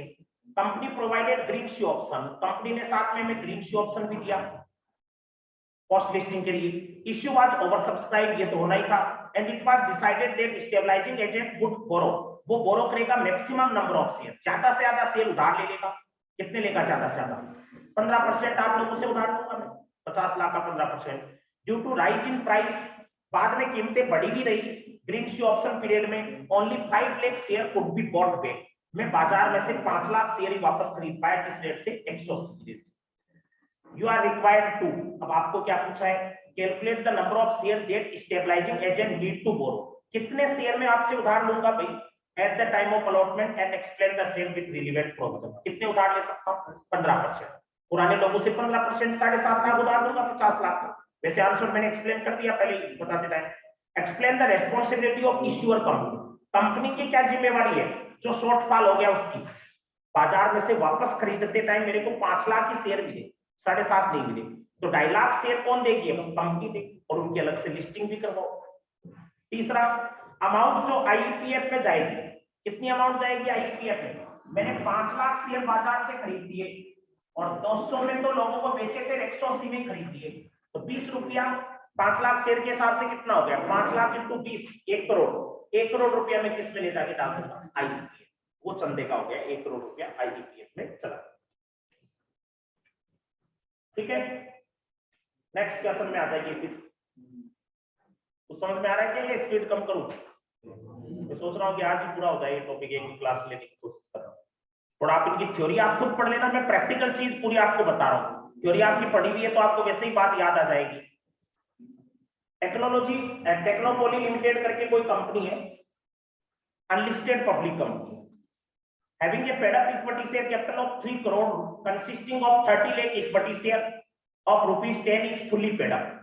टेक्नोपॉली करके एक अनलिस्टेड कंपनी है जिसकी पेड अप कैपिटल कितनी है? 3 करोड़ रुपए की, 30 लाख शेयर 10-10 रुपए वाले फुल्ली पेड अप है। Propose to reduce the denomination, अब वो डिनोमिनेशन अंकित मूल्य जो है इक्विटी शेयर का वो 10 रुपए से कम करना चाहती है, एंड मेक द आईपीओ, और एक आईपीओ लाने की सोच रही है प्रीमियम पर। वेदर इट इज पॉसिबल, क्या ये पॉसिबल है क्या कंपनी के लिए टू इश्यू शेयर की वो शेयर जारी कर सके जिसका डिनोमिनेशन यानी फेस वैल्यू 10 से भी कम हो? Based on the above fact, इस फैक्ट के आधार पे आपको मिनिमम इश्यू प्राइस भी बताना है जिसको आईसीडीआर रेगुलेशन के तहत एक्सप्लेन करना है। ये तो एक थ्योरी का ही असर, एक सेबी के बी पार्ट में आपके रूल आता है, आईसीडीआर रेगुलेशन का ही पार्ट है वो, कि अगर कोई कंपनी शेयर को इश्यू करती है तो उसका फेस वैल्यू क्या होना चाहिए, उसको इश्यू प्राइस या प्रीमियम कितना होना चाहिए, वो सेबी का कोई रोल नहीं है उसमें, कंपनी को फ्रीडम होती है, company is free to determine issue price कि 10 रुपए का शेयर कोई कंपनी 600 में आईपीओ ला रही है, कोई 500 में ला रही है, कोई 800 में, 1000 में, कितने में भी लाओ, वो कंपनी की इच्छा है, लेकिन उसका फेस वैल्यू क्या होना चाहिए? 10 रुपया, 1 रुपया, 5 रुपया, 50 रुपया, 100 रुपया, उसको लेके एक वहां नियम आता है। वो नियम क्या आता है कि if the issue price is less than 500, अगर इश्यू प्राइस आपका 500 से कम है, then face value of share will be 10, तो फेस वैल्यू क्या रहेगा 10 रुपया। इश्यू प्राइस 500 से कम है तो फेस वैल्यू क्या रहेगा 10। और अगर इश्यू प्राइस 500 से भी ज्यादा है, मतलब बहुत ज्यादा प्रीमियम पे बेच रहे हो, इश्यू प्राइस 500 से भी ज्यादा है, तो face value can be less than 10। इसका मतलब 10 रख सकते हो या 10 से कम भी रख सकते हो, less than 10 but not less than ₹1, लेकिन 1 रुपए से कम नहीं। लेस देन 10 तो हो सकता है, लेकिन कितने से कम नहीं होगा, 1 रुपए से कम नहीं होगा। इस बात का मतलब क्या समझे आप, 1 या 10 रुपया तो होगा कब, 500 से कम इश्यू प्राइस पर, और 1 रुपया या उससे 1 रुपया या 10, 1 से 10 के बीच में कब हो सकता है, जब 500 से ज्यादा हो इश्यू प्राइस, 1 से कम नहीं होगा। लेकिन फिर अब यहाँ पे ये करा है कि ये 10 से घटाना चाह रहा है, आईपीओ ला रहा है, आईपीओ में प्रीमियम पे जारी करना चाह रहा है और 10 से घटाना चाह रहा है, लेकिन ये नहीं बताया कि इश्यू कितने पे कर रहा है, आईपीओ कितने का है, ये नहीं बताया। तो हम क्या लिख सकते हैं, पहले तो ये दोनों रूल बता देना कि 500 से कम पे है तो फेस वैल्यू 10 रुपया होगी, 500 से ज्यादा है तो 10 से भी कम हो सकती है, लेकिन 1 से कम नहीं होगी। फिर लास्ट में कंक्लूजन क्या निकाल सकते हो, issue price is not given, issue price available नहीं है। सो हम अज्यूम कर रहे हैं कि अगर इश्यू प्राइस 500 से ज्यादा हुआ तो 10 से कम भी हो सकेगी, और 500 से कम हुआ तो 10 रुपया रखनी होगी, मतलब दोनों बात कर देंगे। फिर अगला देखिए, देखो सवाल बड़े बड़े दिखते हैं लेकिन इनको करते हैं बहुत इजी क्वेश्चंस हैं। ये मेरे को याद आ रहा है, मैंने आपको शायद 6 महीने पहले मैंने आपको पढ़ाया था, ये सेबी उस टाइम में पढ़ा रहा था आपको, पिछले अगस्त के टाइम, तो आप लोगों को ये सारे प्रैक्टिकल करवाता भी था उस टाइम चैप्टर वाइज। जैसे ये नीचे वाला जो क्वेश्चन है ना, ये बुक में मॉड्यूल से पढ़ाया था, तब आया था टॉपिक। एबीसी लिमिटेड एक पब्लिक कंपनी है, has come with public offer, और वो एक पब्लिक ऑफर ला रही है 15 लाख इक्विटी शेयर का through a book building process. Book building से शेयर बेच रही है, प्राइस बैंड है 500 से 600। Following table show the demand, वो डिमांड बता दी है, what should be the cut off price. Cut off price क्या होगा book building, cut off price वहां आ जाएगा जहां पे आपके शेयर पूरे बिक जाए। 15 लाख बेचना चाहते हो, पूरे 15 लाख बिक जाए। आप इसमें और कुछ नहीं करना होता, लास्ट में एक सीएफ का कॉलम बनाना होता है, कम्युलेटिव डिमांड, और ऊपर से बनाना है भाव जो ज्यादा रेट से हो ना वहां से, ऊपर से का मतलब वो नहीं है। जैसे इसमें भाव की आप वैल्यू देखो, जो हाई रेट वाली है ना वहां से शुरू करनी है। आप देखो बिड प्राइस कितना दे रखा है 520, कितने जनों ने बोलियां लगाई, 25 जनों ने, कितने शेयर की 8.5 लाख से। 530 की रेट, 535, 545, 560, 575, 585, 590, 595, 600। अब बोलो आप कंपनी हो, इमेजिन करो यू आर कंपनी, आपको शेयर बेचने, आपको मैंने कहा आपको जो अच्छे अच्छे लोग लगे उनको बेच दो। आप किनको बेचना चाहोगे, जो ज्यादा रेट से बोली लगा रहे हैं उनको, या जो कम रेट से लगा रहे हैं, ज्यादा वालों को बेचना चाहिए। तो उल्टा शुरू करें या ऊपर से चले, उल्टा, नीचे वाले 600 से, यानी टेबल को उल्टी बना रखी होगी। देखो आंसर में आप आगे देखो, पहले लास्ट में आप आंसर में देखोगे तो टेबल जो है उसको देखो, सिर्फ 1 नंबर पे कौन सी चने की बोली लिख रखी है, इसमें 600 की रेट वाली की लिख रखी है। देखो 1 नंबर पे 600 की रेट वाली लिख रखी है ना, 1 नंबर पे कितने कितने शेयर खरीदने की है 600 की रेट से, 7 लाख शेयर। तो 7 लाख शेयर, पहले सीएफ का कॉलम बाद में बनाने ला, ये बीच में जो सीएफ का बना हुआ है कम्युलेटिव डिमांड, ये बाद में। पहले उल्टी टेबल लिख लोगे क्या पूरी, 1 नंबर पे जो 600 की रेट, 2 नंबर पे 595 की, 3 पे 590, 585, 575, ऐसे उल्टी, और डिमांड भी लिख लेना, लिख लोगे ऐसे उल्टी, मतलब आपकी प्रायोरिटी उल्टी रहेगी। इसने दिया कम रेट से ज्यादा, और हमें क्या करना है ज्यादा से कम।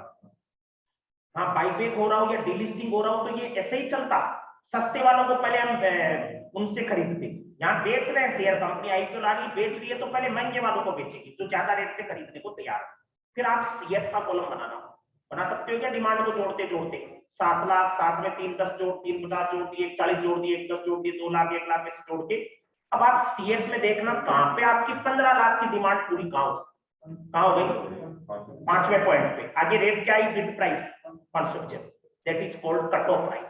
इसे क्या कहा जाएगा, कट ऑफ प्राइस 575 पे। इस पे लाइन खींच लो, ये कट ऑफ प्राइस आ गया। इसका मतलब आ गया कि इससे आप ऊपर की रेट वालों को सबको एक्सेप्ट कर लेंगे, और इससे नीचे वाली रेट को सबको क्या कर देंगे, रिजेक्ट कर देंगे। तो अब आप ये भी बताओ, सबको ऊपर वालों को फिर 575 से ऊपर बोली लगाए, उनको किस रेट पे दोगे, 575 पे या उससे ज्यादा महंगे वाली रेट पे, 575 पे। कट ऑफ का मतलब होता है ऊपर वालों को अब ऐसे नहीं कि लूटना है, उनको भी फिर 575 पे ही देना है, ठीक है। फिर नीचे एक क्वेश्चन देके आएंगे, इस टाइप का तो बहुत बार आता है कम्युलेटिव डिमांड वाला, सबसे इजी होता है। आप टेबल देख के ऐसे घबरा जाते हो क्या मालूम क्या आ गया, अरे एक कॉलम बनाना है एक्स्ट्रा। फिर high speed limited, next question जो आ रहा है, high speed limited manufacture a car component. High speed limited जो है कंपोनेंट, एक car component, manufacture a car component. वो कंपनी ये कह रहा है क्या बनाती है, कार बनाती है कोई, फॉर लीडिंग कार मैन्युफैक्चरर, कोई कार मैन्युफैक्चरर के लिए कार बनाती है ये कह रहा है। In public issue of 500 crore was fully subscribe. इसने 500 करोड़ का कोई पब्लिक ऑफर निकाला था, फुली सब्सक्राइब भी हो गया, ठीक है। Public issue money ought to be utilise, वो किस काम में लेने की बात की गई थी, प्रोस्पेक्टस हमने जारी किया होगा तो उसमें क्या काम में लेने की बात की गई थी, और सेटअप एन असेंबली लाइन। हमने इसलिए वो पब्लिक ऑफर निकाला था कि हमको असेंबली लाइन सेटअप करेंगे हमारे बिजनेस में। असेंबली लाइन मतलब उनको पुर्जों को असेंबल करने की। लेकिन हमने क्या किया, 500 करोड़ का जो आईपीओ था उसमें से 400 करोड़ तो असेंबली लाइन पे खर्च कर दी। मैनेजमेंट कंसल्टेंट ने बाद में, मैनेजमेंट कंसल्टेंट हायर्ड, उसने हायर किया बीपीओ, बिजनेस प्रोसेस रीइंजीनियरिंग, कोई यूनिट हायर की, हैज सजेस्टेड, जिसने ये कहा टू इन्वेस्ट बैलेंस अमाउंट।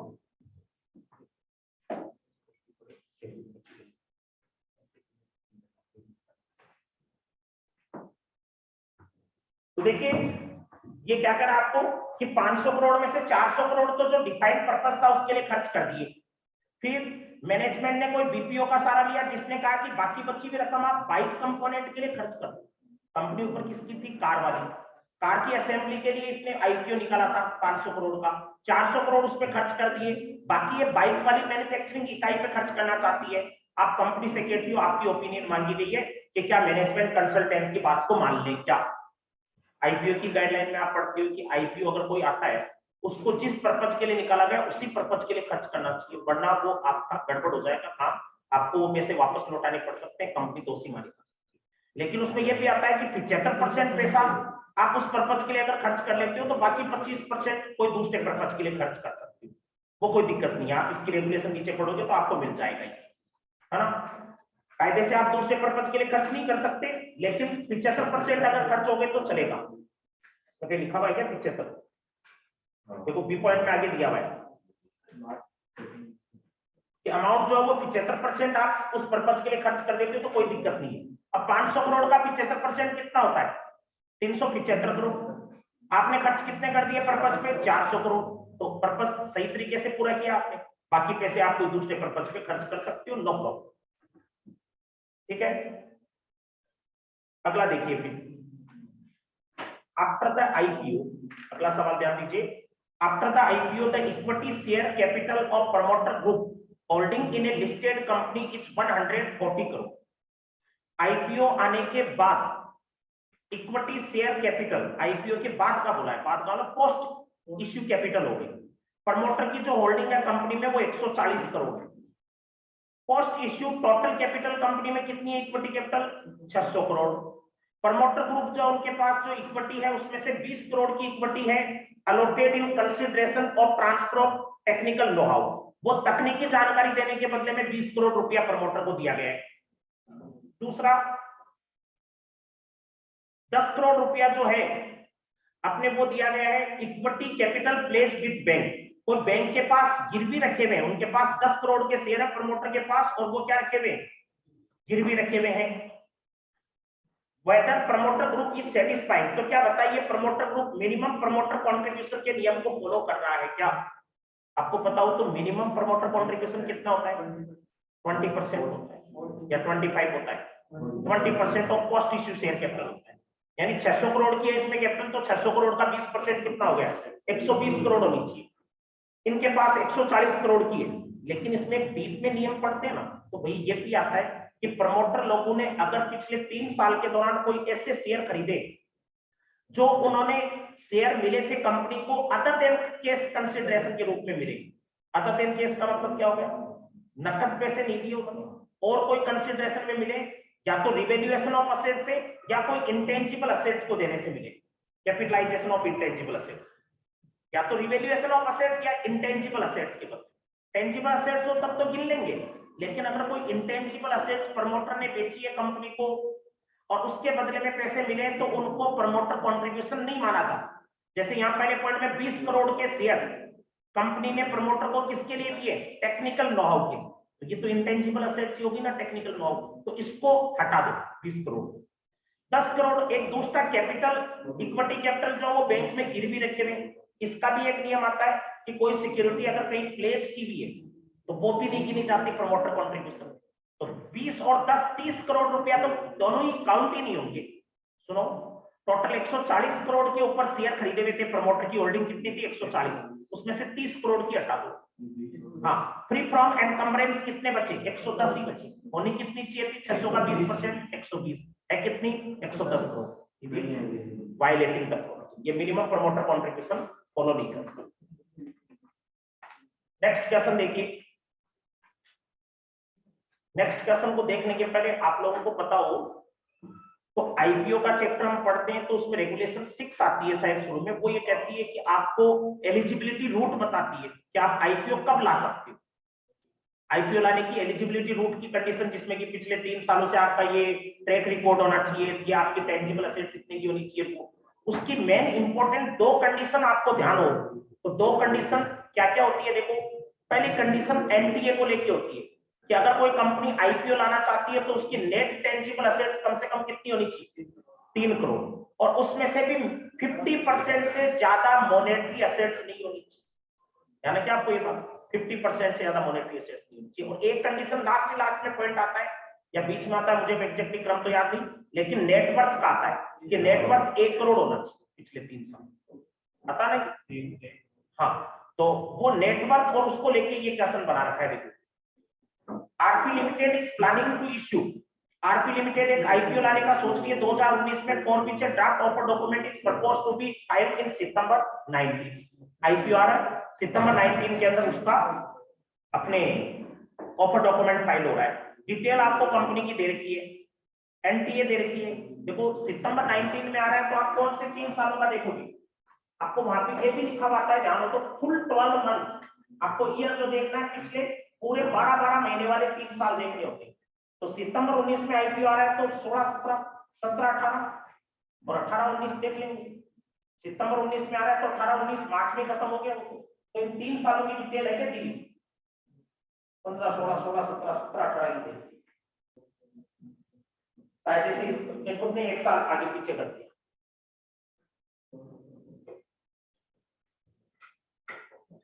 ये तो बनाने वाले की एरर है, कायदे से इसको क्या क्या कौन से साल होने चाहिए थे, 16 17 17 18 और 18 19। ठीक है, एनटीए दे रखी है आपको 5 करोड़ 8 करोड़ और कितनी दे रखी है 7 करोड़, ऊपर करोड़ों में लिखा हुआ है।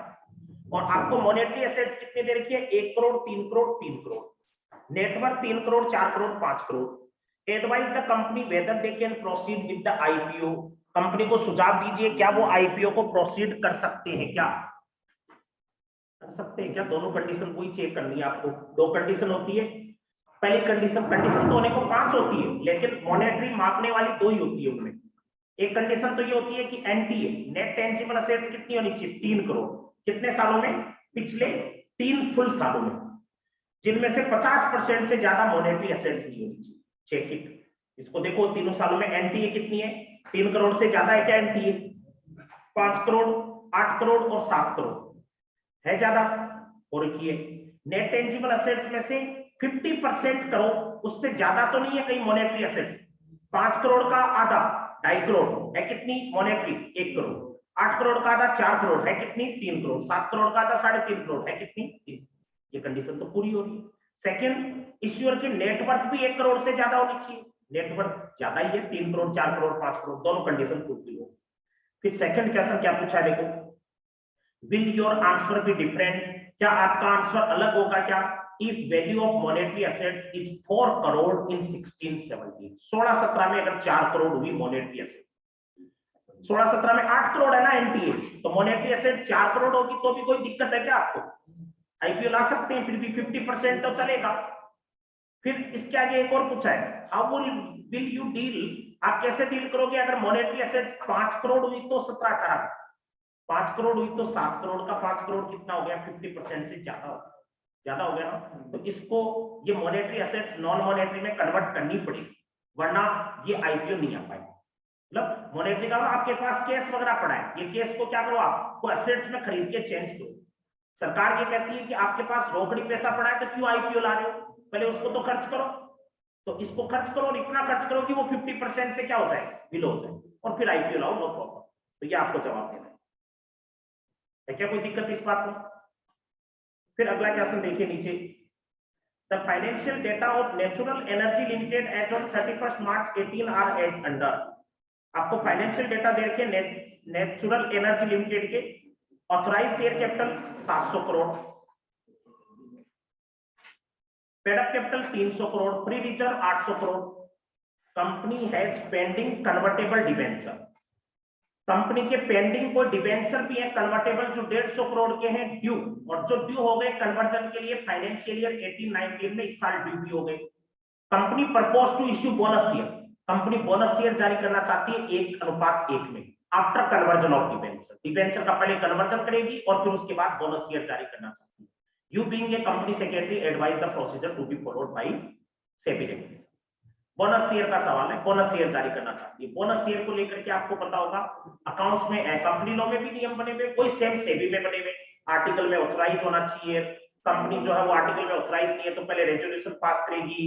दूसरा, कोई प्रिंसिपल या इंटरेस्ट किसी डिपॉजिट पे बकाया नहीं होना चाहिए। स्टैट्यूटरी ड्यू एम्प्लॉय का पेंडिंग नहीं होना चाहिए। पार्टली पेड अप कोई शेयर है तो उनको फुली पेड अप बनाना होगा। कोई प्रमोटर वगैरह और फ्यूगिटिव इकोनॉमिक ऑफेंडर नहीं होनी चाहिए। 5-6 कंडीशन है, वो सेम आप लिख देना। फिर आप देखो इसमें आपको इक्विटी शेयर कन्वर्ट करने के लिए कोई प्रैक्टिकली प्रॉब्लम तो नहीं। वो कैसे? पहले तो ये करना चाहता है डिबेंचर का कन्वर्जन, इसने बोला ना डिबेंचर का कन्वर्जन करने के बाद बोनस शेयर। कायदा भी ये बनता है अगर कन्वर्टेबल है तो पहले उनको कन्वर्ट करो। कितने के हैं कन्वर्टेबल डिबेंचर? 150 करोड़ के। बदले में 1:1 में शेयर देगा, इसका 150 करोड़ के बदले में 150 करोड़ रुपए के शेयर चले जाएंगे, चले गए शेयर। तो आपकी शेयर कैपिटल कितनी हो जाएगी? पहले की पेड अप शेयर कैपिटल ऊपर कितने की दे रखी है? 300 करोड़। आपको नीचे इसमें सॉल्यूशन भी दे रखा होगा, उसमें आप देख सकते हो। पहले की paid up capital 300 crore, 150 crore के डिबेंचर की शेयर में बदल गए, तो टोटल कैपिटल कितनी हो गई? 300 150 कितनी हो गई? 450 करोड़ हो गई। 450 करोड़ हो गई। अब इसके बाद में बोनस शेयर कितने देने? ऊपर 1:1 दिया हुआ है, 1:1 दिया हुआ है, तो 450 करोड़ की कैपिटल के बदले में 450 करोड़ की बोनस शेयर बराबर की वैल्यू के दे रहे हैं। 450 करोड़ की फेस वैल्यू की पेड अप कैपिटल है तो 450 करोड़ की बोनस शेयर हो गए। टोटल कैपिटल कितनी बन जाएगी? पोस्ट इश्यू कैपिटल जो पहले तो जोड़े देखो 300 करोड़ में डिबेंचर के बदले में 150 करोड़ के शेयर, तो 300 + 150 450 करोड़। 450 के बदले में 450 करोड़ की बोनस शेयर, तो टोटल कितनी हो गई? 900 करोड़। अब यहाँ थोड़ी सी एक प्रॉब्लम आती है, आपकी ऑथराइज कैपिटल पिछले पेज पे दी हुई है 700 करोड़, यहाँ पे आपकी टोटल कैपिटल पेड अप कितनी हो जाएगी बोनस शेयर जारी करने के बाद? 900 करोड़। तो पेड अप कैपिटल ऑथराइज से ज्यादा हो सकती है क्या? इसके लिए क्या करना होगा? फिर ऑथराइज कैपिटल को इंक्रीज करना होगा। तो ऑथराइज कैपिटल को बढ़ा करके फिर आप कर सकते हो, कोई प्रॉब्लम नहीं। तो ये इतनी सी बात है कि ऑथराइज कैपिटल बढ़ा दो, फिर उसके बाद में कर लो। फिर इसके बाद में अगला सवाल देखिए, एक company is planning for IPO. एक कंपनी जो वो आईपीओ की प्लानिंग कर रही है ऑफ इट्स इक्विटी शेयर। एक कंपनी अपने आईपीओ को ला रही है इक्विटी शेयर का। It has decided differential pricing, इसने अलग अलग प्राइसिंग करने का सोचा है आरआईआई, क्यूआईपी और एनआईआई के। 3 कैटेगरी होती है, आपको पता है। ऑफर जब लाते हैं, एक आरआईआई होता है, रिटेल इंडिविजुअल इन्वेस्टर जिनको बोलते हैं, जो 2 लाख रुपए से कम के लिए अप्लाई करते हैं। एक होते हैं क्यूआईपी जो क्वालिफाइड इंस्टीट्यूशनल बायर होते हैं, और एक एनआईआई क्या होता है जो इन दोनों के बीच का होता है, जो ना तो क्यूआईपी है ना ही RII. The proposed price for RII, RII के लिए रेट रखी आपने 250, क्यूआईपी और एनआईआई के लिए रखी है 300। Examine the validity of proposal of company in light of SEBI regulation. What would be your answer? आपका आंसर क्या होगा अगर 280 रुपए पर एंकर इन्वेस्टर को दे रहे तो? देखो सुनो, डिफरेंशियल प्राइसिंग के नाम से एक टॉपिक आता है। डिफरेंशियल प्राइसिंग में 2-3 बातें आती हैं। एम्प्लॉय को या आरआईआई को जो शेयर अलॉट करते हैं, वो दूसरी कैटेगरी पे जो शेयर दे रहे हैं उनके 10% ही कम हो सकते हैं, 10% से ज्यादा कम नहीं हो सकता। अब आप यहाँ पे क्यूआईबी और एनआईआई को 300 रुपए पे शेयर दे रहे हो, तो आरआईआई का 10% सस्ता हो सकता है एम्प्लॉय का आरआईआई का। तो 300 का 10% सस्ता कितना हो? 270। यहाँ पे तो ये 250 को दे रहा है आरआईआई को, गलत है, वायलेट कर। हालांकि ये एक चीज और, एंकर इन्वेस्टर को भी 280 में दे रहा है। एंकर इन्वेस्टर बड़े इन्वेस्टर होते हैं, एंकर इन्वेस्टर को लेके भी वहां डिफरेंशियल प्राइसिंग में एक लाइन आती है कि एंकर इन्वेस्टर को जो अलॉट किया जाएगा वो QIP से या दूसरे लोगों से सस्ते में नहीं किया जाएगा। मतलब 300 रुपए पर अगर QIP को दे रहे हैं तो एंकर इन्वेस्टर को भी कितने पे देना होगा, 300 पे ही देना होगा। तो दोनों ही गलत कर रहा है ये अलॉटमेंट, हम सही कर देंगे इसमें, ठीक है। अब इसके बाद में देखो एक आधे ये अलग अलग टाइप की दूसरी चीजों के भी सवाल आए हुए हैं, जैसे किसका हुआ है डीलिस्टिंग। डीलिस्टिंग को लेकर के क्या बात बोल रहा है वो ध्यान दीजिए। डीलिस्टिंग में भी आपको अगर याद हो तो डीलिस्टिंग के दो प्रकार होते थे, कंपलसरी डीलिस्टिंग, एक वॉलंटरी डीलिस्टिंग। अगर डीलिस्टिंग आप करवा रहे हो और वो सारे स्टॉक एक्सचेंज से हटा रहे हो जो भी नेशनल वाइड वाले हैं, तब आपको इसमें भी एग्जिट ऑफर देना होगा। जो बेच के जाना चाहे उसको बेच के जाना देंगे एग्जिट ऑफर। हाँ, अगर डीलिस्टिंग होने के बाद भी एक नेशनल वाइड पे अगर आपका लिस्टेड रहता है तो नहीं देने, तो उसको लेकर के कोई सवाल होगा। देखिए, the board of director of a listed company desire, board of director जो है लिस्टेड कंपनी का डिजायर वो ये चाहता है to delist its equity share, वो अपने इक्विटी शेयर की क्या करना चाहता है, डीलिस्टिंग करना चाहता है from all the recognised stock exchange. किससे डीलिस्ट करना चाहता है, सारे स्टॉक एक्सचेंज से। The voting detail through postal ballot are as under, voting detail आपको दे रखी है पोस्टल बैलेट से कैसे कैसे वोट आए। देखो इसके लिए आपको पता होगा स्पेशल रेजोल्यूशन भी पास करना पड़ता है अगर हम डीलिस्टिंग करना चाहते हैं तो। Total number of voter 7000, public में से वोटर कितने 5000 और प्रमोटर में से कितने 2000। Voting at the share holder meeting, voting जो भी पब्लिक शेयर होल्डर ने फेवर में डाले 3300 और 1700 डाले किसने अगेंस्ट में। प्रमोटर लोग जो थे वो सारे के सारे क्या थे, इसके फेवर में थे। प्रमोटर लोगों ने जो वोट डाले वो सारे फेवर में डाले थे। फिर रेफरिंग सेबी डीलिस्टिंग प्रोविजन, यहाँ पे सेबी के डीलिस्टिंग प्रोविजन को आप ध्यान में रखते हुए वो ये कह रहा है कि आपको बताना है कि क्या ये रेजोल्यूशन पास हो गया क्या या नहीं हुआ। देखो ध्यान दीजिए, इसमें पब्लिक के शेयर होल्डर ही देखे जाते हैं। पब्लिक की वोटिंग, कौन सी वोटिंग नहीं देखी जाती, प्रमोटर की वोटिंग नहीं देखी जाती। इसमें आपको इसका एक रेगुलेशन बता देता हूं, ये थोड़ा कम याद रहता है आपको। रेगुलेशन 6 सेबी डीलिस्टिंग रेगुलेशन आ गई अब प्रेस्क्राइब। वो ये कहता है if a company propose to delist its equity share from all the recognised stock exchange where they are listed, it is required to obtain the prior approval of shareholder of the company by special resolution passed through postal ballot. Postal ballot से पास करना होगा, special पास करना होगा। After disclosure of all material fact in explanatory statement sent to the shareholder. However, the special resolution shall be acted. देखो ध्यान से सुनो, special resolution भी होना चाहिए, उसमें एक इनसाइड कंडीशन और रहती है। स्पेशल तो सब जानते हो 3/4 बहुमत से होता है, उसमें तो सबकी वोटिंग की नहीं जाती। स्पेशल में तो प्रमोटर की, पब्लिक की, स्पेशल वाले की टाइप को। फिर एक इनसाइड कंडीशन क्या है कि ये रेजोल्यूशन तभी लागू होगा if vote cast by public share holder. अगर पब्लिक शेयर होल्डर के वोट जो हो प्रपोजल पे वो कम से कम 2 टाइम्स होनी चाहिए जो वोट पब्लिक शेयर होल्डर ने अगेंस्ट में डाले। अगेंस्ट वाले वोट से पब्लिक के वोट क्या होनी चाहिए, डबल। देखो दो कंडीशन रहती है, एक तो स्पेशल रेजोल्यूशन, स्पेशल रेजोल्यूशन का टोटल वोट 3/4 फेवर में होनी चाहिए है क्या इसमें। देखो टोटल वोट 3/4 फेवर में, पब्लिक शेयर होल्डर और इनके आपको दे रखे हैं इन फेवर में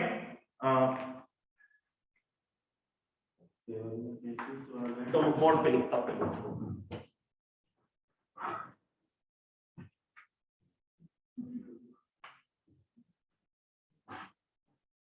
थोड़ा सही नहीं कर रखा आंसर। देखो पब्लिक के वोटिंग तो कितने आप लोगों को पता हो तो इसके अंदर पब्लिक की वोटिंग जो भी है वो तो 3300 फेवर में है क्या, पब्लिक से वोटिंग फेवर 3300 और अगेंस्ट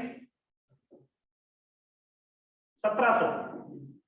ये डबल है क्या, फेवर वाली वोटिंग अगेंस्ट वाली की से, फेवर वाली डबल होनी चाहिए अगेंस्ट वाली से, ये कंडीशन भी पूरी नहीं हुई। प्रमोटर की वोटिंग है कितनी, पूरी फेवर में ही हुई है। कितनी वोटिंग थी सारी, 2000 वोट थे क्या प्रमोटर के पास ऊपर, और प्रमोटर ने सबने फेवर में ही डाले। तो देखो 2 कंडीशन है, एक तो स्पेशल रेजोल्यूशन पास हुआ क्या, स्पेशल रेजोल्यूशन के लिए देखो 5000 वोट और 2000 वोट सारे 7000 वोट थे।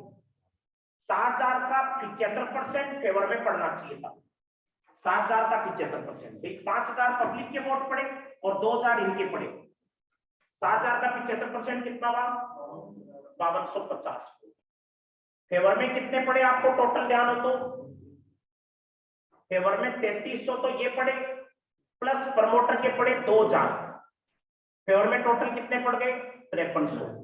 तो आप वैसे तो कह सकते हो कि सर स्पेशल तो पास हो रहा है, गिनेंगे प्रमोटर वाले भी तो वो स्पेशल वैसे तो पास हो रहा है, लेकिन दूसरी इनसाइड कंडीशन पूरी नहीं होगी। इनसाइड कंडीशन क्या रह रही है, अगेंस्ट वाले वोटिंग से फेवर वाली क्या होनी चाहिए 2 टाइम्स होनी चाहिए, वो कंडीशन पूरी नहीं है। दो चीजें हैं, एक तो स्पेशल रेजोल्यूशन पास करना होगा, दूसरी बात ये। तो देखो इसने आंसर क्या दिया है, आंसर इसने दिया है in the mention case resolution was pass as special. ये स्पेशल तो पास हो गया क्योंकि ये 75% की अप्रूवल मिली थी, मिल गई, देखो 5250 की जगह 5300 की मिल गई, स्पेशल तो पास हो गया। हाउएवर लेकिन रेजोल्यूशन को पब्लिक शेयर होल्डर की मेजोरिटी नहीं मिली। पब्लिक की मेजोरिटी फेवर में तो आए 3300 और अगेंस्ट में कितने आए 1700, तो ये स्पेशल रेजोल्यूशन लागू नहीं हो पाएगा। पास तो हो गया स्पेशल, समझे लीजिए बात, पब्लिक के वोट 5000, फेवर में कितने आए 3300, प्रोमोटर के वोट 2000, फेवर में कितने आए पूरे 2000। अब फेवर में टोटल 3300 और 2000 कितने हो गए 5300, आने कितने चाहिए 6000 का 75% 5250 हो रहा है स्पेशल। लेकिन फिर क्या प्रॉब्लम आ गई, फिर प्रॉब्लम ये आ गई कि आपके 2 गुना होनी चाहिए ना पब्लिक वाले वोट, उनके अगेंस्ट में वोट जो पड़े उनसे फेवर में डबल होनी चाहिए, सिर्फ पब्लिक की वोटिंग वो नहीं हो रही, तो वो चीज है, ध्यान रहेगी ये बात। बोलो आप लोगों में हिम्मत है क्या आगे, तब तो घंटे भर में पूरा करा दूंगा, देख तो ठीक है।